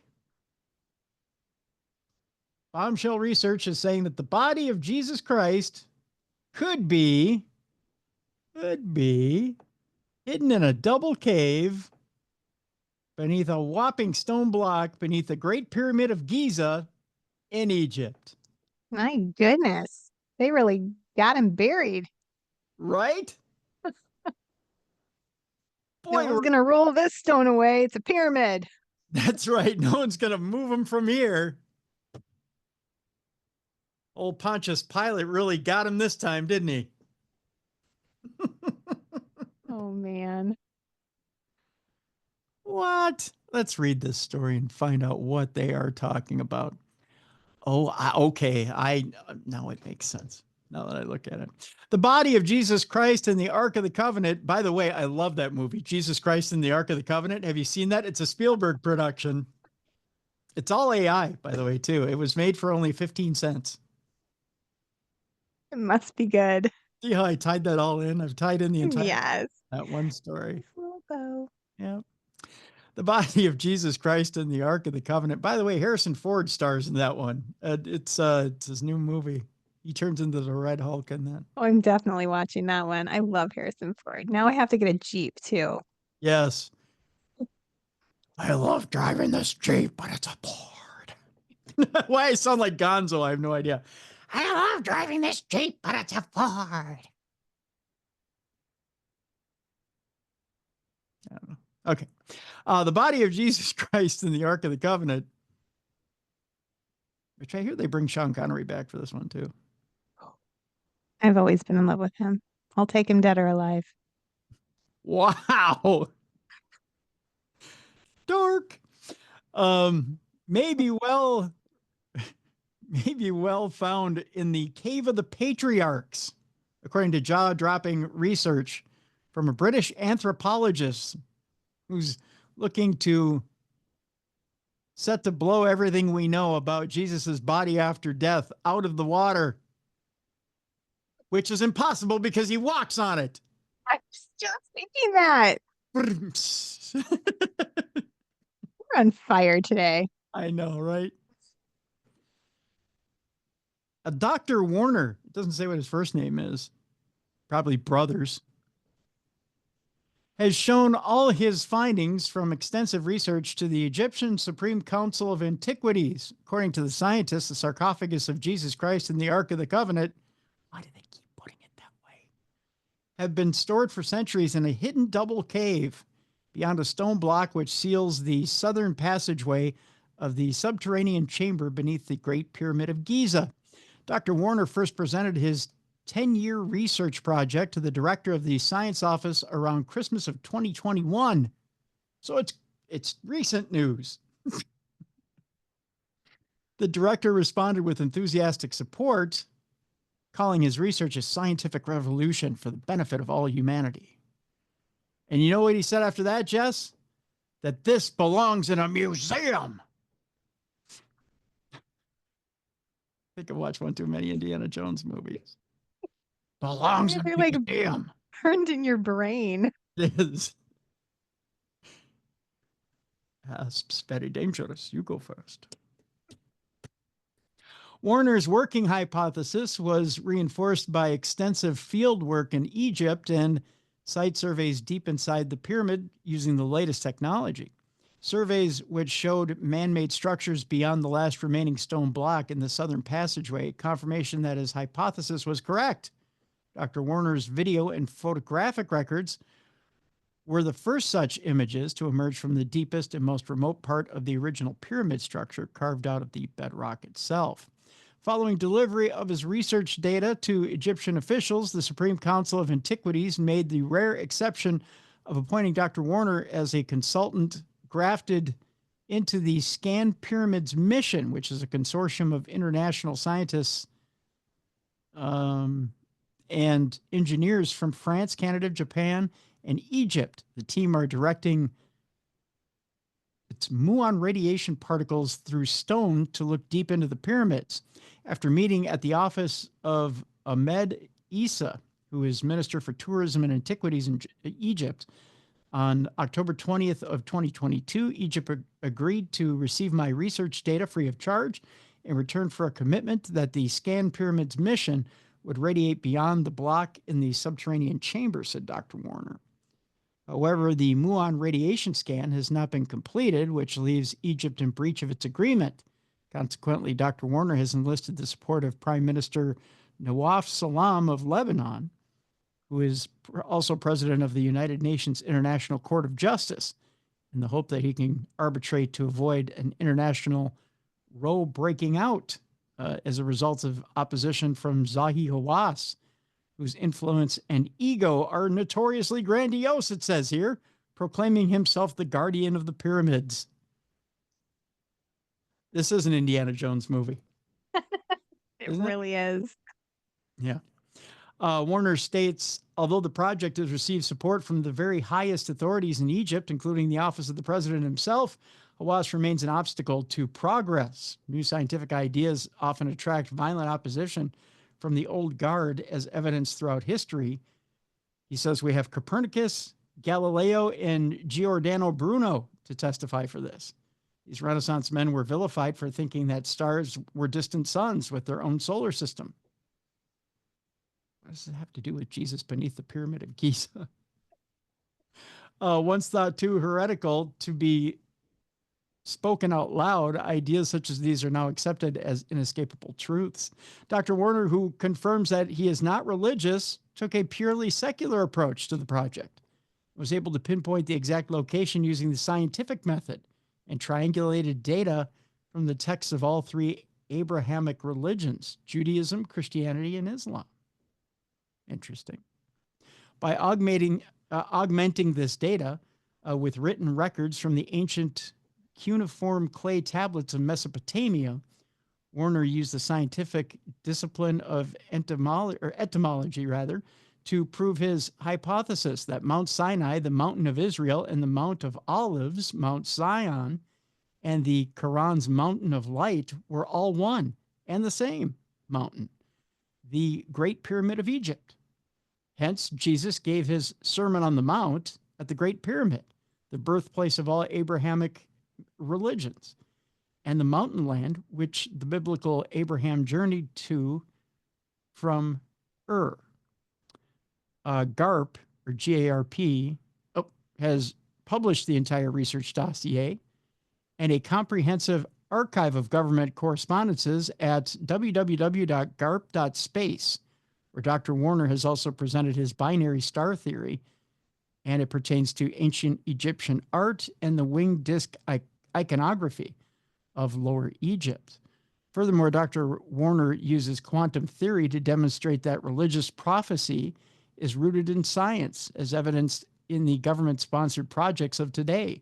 Experimental scientists such as Stephen A. Schwartz have published reports on non-local consciousness or channeling, with which Warner says is prophecy by another name, or put another way, the ability to experience future space-time events while rooted in the present.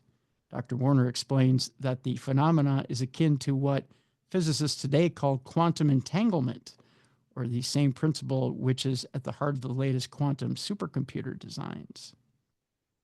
Interesting. Dr. Warner also said that he believes the discovery has the potential for peace in the Middle East and wants the last stone block removed this year to flow for the Ark to be displayed as the Jewel of the Nile at the opening of the new Grand Egyptian Museum, which is right next to the pyramid site in Giza. I believe it's Esposito, who is the Director General of the Israeli Antiquities Authority, has wished Dr. Warner success in his mission. Boy, this sounds like an eloquently written press release, if I've ever heard one. It does. What do you think, Jess? Jesus Christ and the Ark of the Covenant? Will you go see it when it goes to theaters?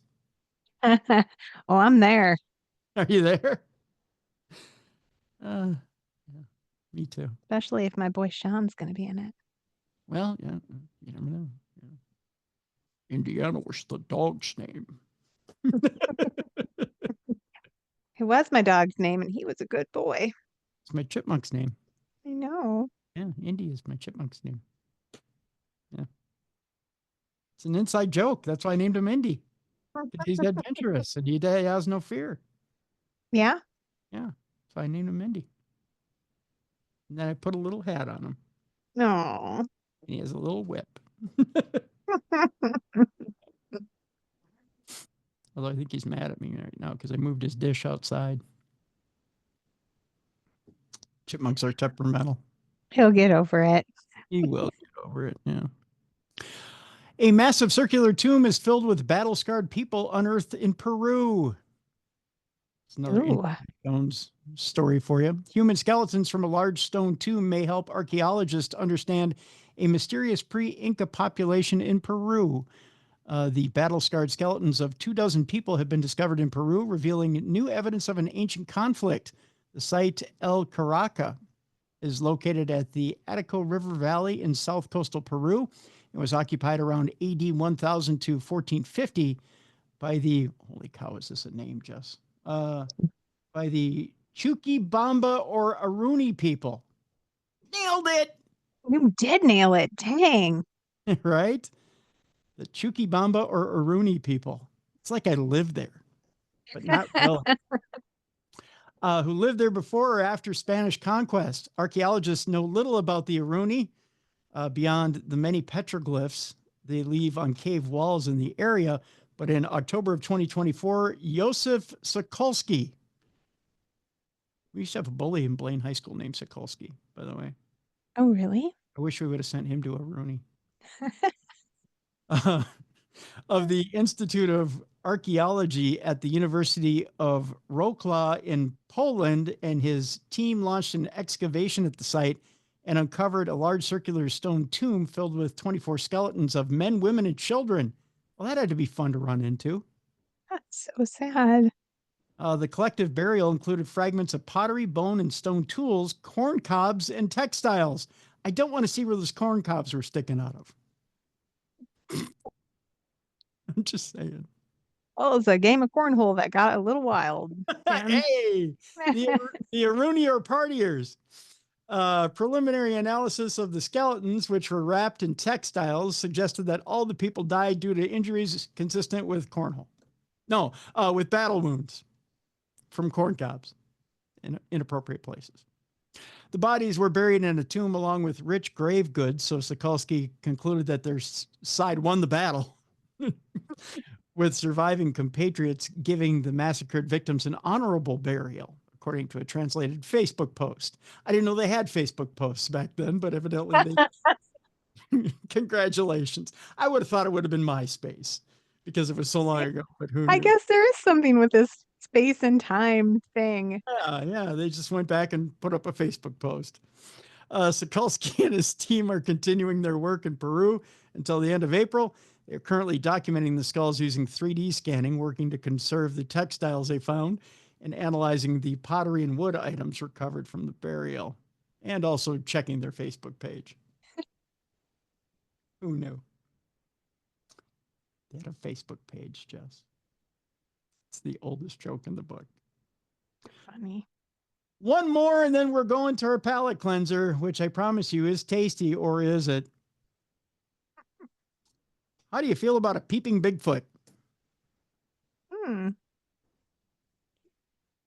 I saw Bigfoot peeping in my window, I'd be excited. Are you excited by that? Oh, creepy. But I would get my camera out and I'd be like, oh my God, everyone, I found Bigfoot. That has to be like a mask or something. Why do I hear this? Wait, is the camera shaking when I do that? What's that banging against the trailer? Peeping Bigfoot scares a Washington vacationer. Film at 11. I can't believe they got a picture of it. He was like, against the trailer. Oh, Bigfoot's a pervert. I knew it. He's a big prevert. Just throw him some beef jerky. He'll be fine. Get it? Beef jerky. Oh, gosh. It's amazing how creatures on the cryptozoological taxonomy chart have yet to be photographed with a high quality camera. Of course, AI fills in for that. So these days, we don't know what's real and what's not. Ain't that the truth, sister? Mm-hmm. But one man claims he has captured the real deal. A Bigfoot peering through a window in his cabin like a plush peeping Tom. Again, it's the potato camera we can't get over. Don't any paranormal witnesses have Galaxy phones? This doesn't look like it was taken from a Galaxy phone, does it? I don't know. It looks not real. No, I know, doesn't it? It looks like somebody in a Planet of the Apes mask. Yeah, I have one down. I have a whole Bigfoot suit downstairs. Yeah, It looks like someone in a Bigfoot suit. it does. Yeah. In the YouTube video Unexplained Mysteries, they feature the creepy story and produce the photos before going into a doc-like explanation on Bigfoot. The quote is, well, many consider Bigfoot to be nothing more than folklore. Others are convinced that his elusive creature is very real. One man's experience in a remote cabin in Washington has recently reignited the debate after he photographed what appears to be a Bigfoot peering through the window during the night. Was that dramatic enough for you? It was good. There's more. The man who snapped the Sasquatch selfie said he was frozen in fear while he saw the gorilla-like face. He grabbed his phone and captured the moment. And if anything, it's a creepy picture indeed.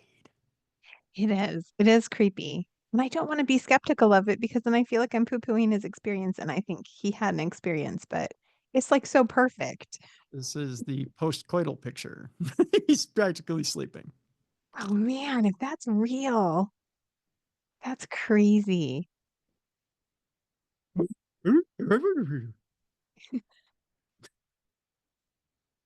Bigfoot napping after he shot a Bigfoot rope. The man who snapped the Sasquatch selfie said he was frozen in fear. Oh, I read that part already. I was frozen in fear reading that. As far as believability, that's up to you. It says here in the article, they're on the fence about it. On one hand, a Bigfoot peering through a cavern window tracks for all the paranormal events going on in the world. On the other, taking a photo on what looks like a Nokia cell phone from 1992 is a bit sus. It does look like a 1992 Nokia cell phone. I don't know if he was excited and the phone was moving a little bit. I got it. You for reenacting that so perfectly. Wasn't that good? It was good. Yeah. I think there's hope for you in Hollywood yet, Tim. Well, I try. All right, our final story today. This is your palate cleanser. This is what they found. Stone amulet or delicious $64,000 gummy bear. 64-year-old gummy bear. 64,000-year-old gummy bear. It could be $64,000 too. Is it? It cannot be a rock. What do you think? Does it look I don't delicious? know. Is I that want to lick it. I think I'm a little flustered. I want to see if it tastes like cherry or strawberry or fruit punch. It's like whatever you want it to taste like, girl. What? Slapicio is its name. A 6,000-year-old amber gummy bear that may have been a Stone Age amulet, is what it says here. Stone Age amulet. That's what it is. Now, you probably shouldn't lick it then. Well, unless you like germs. This little bear carved out of amber might have been an amulet for a Stone Age hunter. It's pretty cool. Or as Kramer used to say. Yeah. This unique carved amber bear was discovered in northern Poland by workers digging for peat. I don't know who Pete is, but hopefully they found him. In 1887, an ancient hunter likely wore it as a protective charm, since the bear was the most powerful and dangerous animal that lived in the area during the Stone Age. However, this bear looks like a baby bear. Look at the baby bear. I mean, it literally looks like a gummy bear. It's so cute. That's not a scary bear. No? That's a poo bear. I'm not afraid of that bear. And it kind of looks like it's already been sucked on a little bit. Doesn't it? I mean, that's not sharp. Yeah, I'm not the only one who's confused by it. Many of the people researching had to taste it and see what flavor it was. Right. They're like, what is it? Is that a honey flavor? Is that a cherry flavor? Is that a lemon? Honey lemon? It'd be watermelon. I mean, there are many options when it's that shade. Yeah, watermelon. Pomegranate if they wanted to be fancy. Oh, pomegranate. Mm-hmm. Probably was pomegranate if it was 1887. Probably one of them funky flavors. Probably peat moss is what it was. Ew. Peat moss and anisynth, whatever that flavor was. Isn't that a flavor? Yeah, I can't say it either. I would try, but Anise. the anus flavor. Anus flavor. It's one of them. Yeah, it's peat moss and anus. Yeah. So yeah, there was an ancient hunter that was likely to wear it as a protective charm, since the bear was the most powerful and dangerous animal that lived during the Stone Age. Slupcio, Slupcio,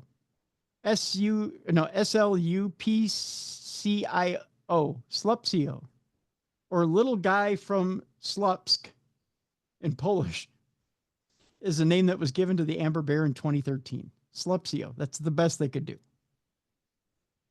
I like it. Yeah. Kind of Yeah, grown. it's cute. Kind of cute. Slupsio. Slupsio. Slupsio. That sounds dirty. I'm not going to lie.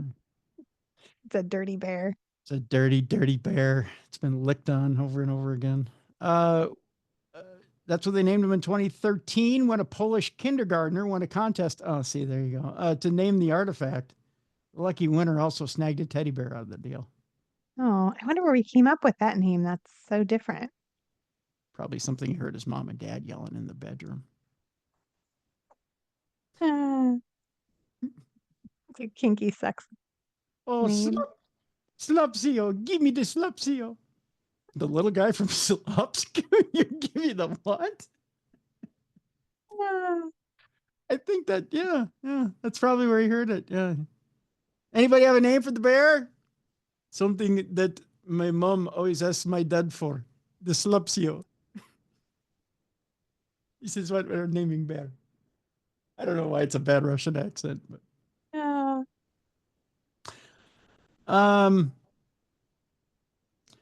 The carved bear is on display at the National Museum in, I believe this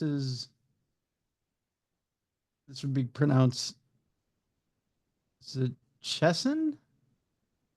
Which is around 136 miles or 220 kilometers southwest of the original find spot. And he's become something of a local symbol, where copies of him are now widely available as souvenirs, Jess. So maybe you can get a candy Slupsio. Yeah. Give me a sucker one. I can lick it all day long. I think I dated a candy Slupsio in high school, by the way. The figurine is 4 inches long and 165 and 1.65 inches tall. Doesn't say how big around it is. And may date to Europe's Mesolithic period. I almost said it, mesothelioma. I don't know why. It's probably licking it will give you mesothelioma. Yeah, you're gonna die. You are going to die from it. The Mesolithic period was from 12,000 to 5,000 years ago. At this time, people were mostly hunter-gatherers.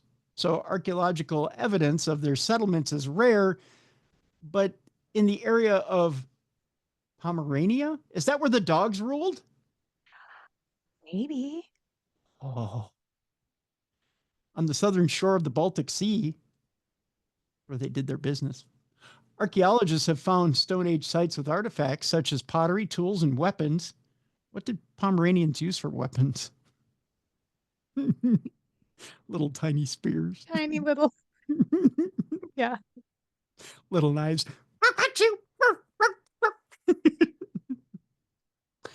Along with objects made from amber that washed ashore. This type of amber came from marine sediments.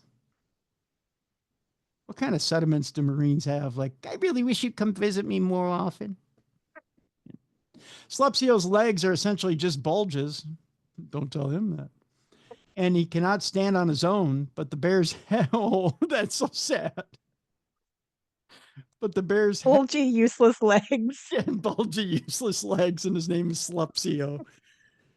God, how sad. But the bear's head is clearly carved to show his ears, mouth, nostrils, and eyes.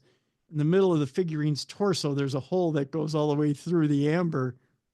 Well, Slupsio, you little Polish slut. Likely used by the ancient hunter to thread a strap for hanging or carrying the little guy by his, Yeah. At the end of World War II, Slupsio was taken out of Poland by the Germans, of course, along with numerous other ancient artifacts, and the amber bear ended up at the Strausland Museum until he was returned to Szczecin in 2009. When in Germany, Slupsio was studied by experts who called him a Bernstein bar or amber bear. But you didn't know that's what the Bernstein bears were. Yeah. That would have been a better name for him. A Bernstein bear? Yeah. A Bernstein bar? Bernstein bar. Yeah. That's right. It would have been, wouldn't it? Yeah, it would have been cute. Little Bernstein bar. Yeah, and we could have written books about him and then changed the name in America. Yeah, and really messed with everyone and pretended like we didn't change the name. And then been like, yeah, and then been like, whatever effect. I can't think this time of night anymore. And determined that all of the carving was ancient on the Bernstein bar that we misspell and Yeah, but then spell right. Mandela effect, which Yep. is spelled Mandela effect now Mm, because I changed it yeah. to the Mandela effect. Yeah. So stick that in your Barnstein bar. Uh, but since Slepsio was a stray find on more than a century ago, experts remain divided on when it was actually made.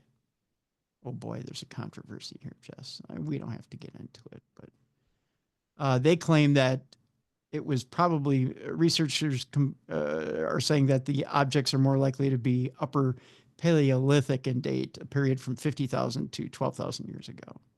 The amber bears may be further evidence of the Paleolithic tradition of representing animals in cave paintings or portable objects.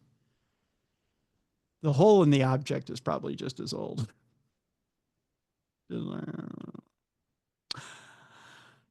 Carving bears in amber, by the way, a natural material that looks like stone, floats in seawater, is translucent when polished, and smells fragrant when burned, may have been perceived as imbuing the material with magic, making Slepsio a powerful Stone Age amulet. I think he was magical. With bulky legs. Yep. His little bulky, useless legs. Yeah. His little oatmeal legs.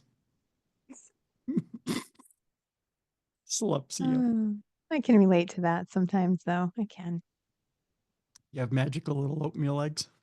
Sometimes I just feel like my legs are blobs of uselessness. I just want to lay on the couch and watch 1,000 Pound Sisters.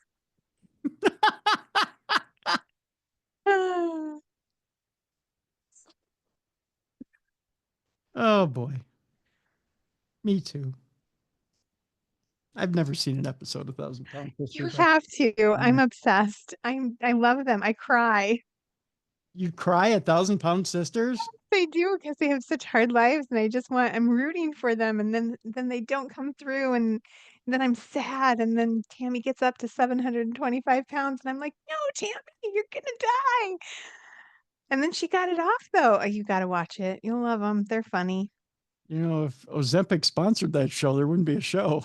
You know? Probably not. I mean, they really have gotten their lives together though, I will say. We're on like season 6 now. It's coming together. I All mean, it, they're still funny and living all, a different kind of life, but all it takes is one GLP-1 drug to end that fucker. And then they can have a now normal I'm just life. rooting for their skin removal surgery because they got the extra skin. They gotta get, I don't know. How did we get on that topic? I don't know. The Slepsio and his messed up legs. Yeah, it's Slepsio and his messed up legs.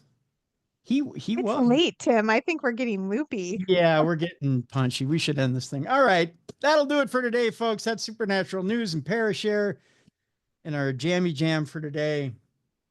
I'm still going to keep tomorrow a secret because much like the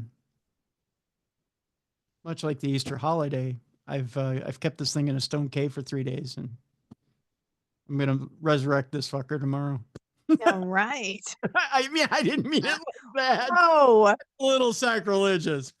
this is happening. Yeah. Yeah, this is happening. Yeah, Hey, you know what? Sometimes secrets are exciting. I I'm know. excited to see who you have on Thursday. Tomorrow's Thursday show. He is risen. Yeah. I'm having Christ on. No, I'm kidding. It's Wow. oh, I'm I'm not. tuning in for that. If I could pull that booking, this show would get at Oh, least 5 downloads. It would be great. Boy, am I punchy right now, aren't I?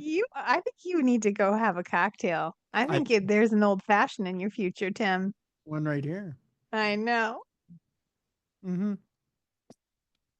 Yeah. So tomorrow, 11 of the 12 disciples, evidently Judas couldn't make it. So, see what I did there? Oh man. Nah, we'll have a show on tomorrow. It'll be original too, I'm sure. But that'll do it for today. Jess, I want to thank you so much for for you know, being a trooper here on Easter week, Always my pleasure. and for regaling us with your Parashare story, which is very interesting. I'm Good. I hope people enjoyed it. Yeah, no, you opened some avenues this week, which is very interesting.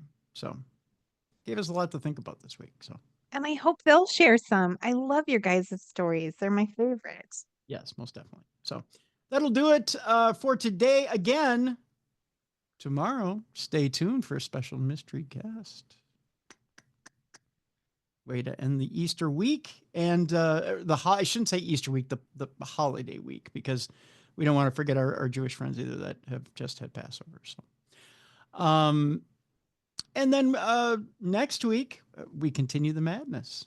It just keeps rolling, Jess. We've got some good shows coming up here, going from April into May. So we've got some really good stuff on board. So looking forward to the spring. Some good stuff. So I want to thank you, Jess, for being on today. Again, folks, Apple app will remind you, if you haven't update. If you haven't downloaded in the past, download. Check out the store, darknessradioshow.com. Check out Jess's site, jessicafreeburg.com. Get yourself an autographed book. And check us out on YouTube. If you're not watching the videos on YouTube, the original Darkness Radio. For Jessica Freeburg, I'm Tim Dennis. Thank you so much for joining us for Supernatural News right here on the best in paranormal podcasting. This is Darkness Radio. For more audio and video archives of the show, intriguing content, and cool swag, check out darknessradioshow.com. The executive producer of Darkness Radio is Troy Palmer. If you enjoyed today's show, please like and subscribe. Thank you for watching. Join us tomorrow for Creepy Cryptids, Bigfoot and UFOs with Eric Altman and Stan Gordon.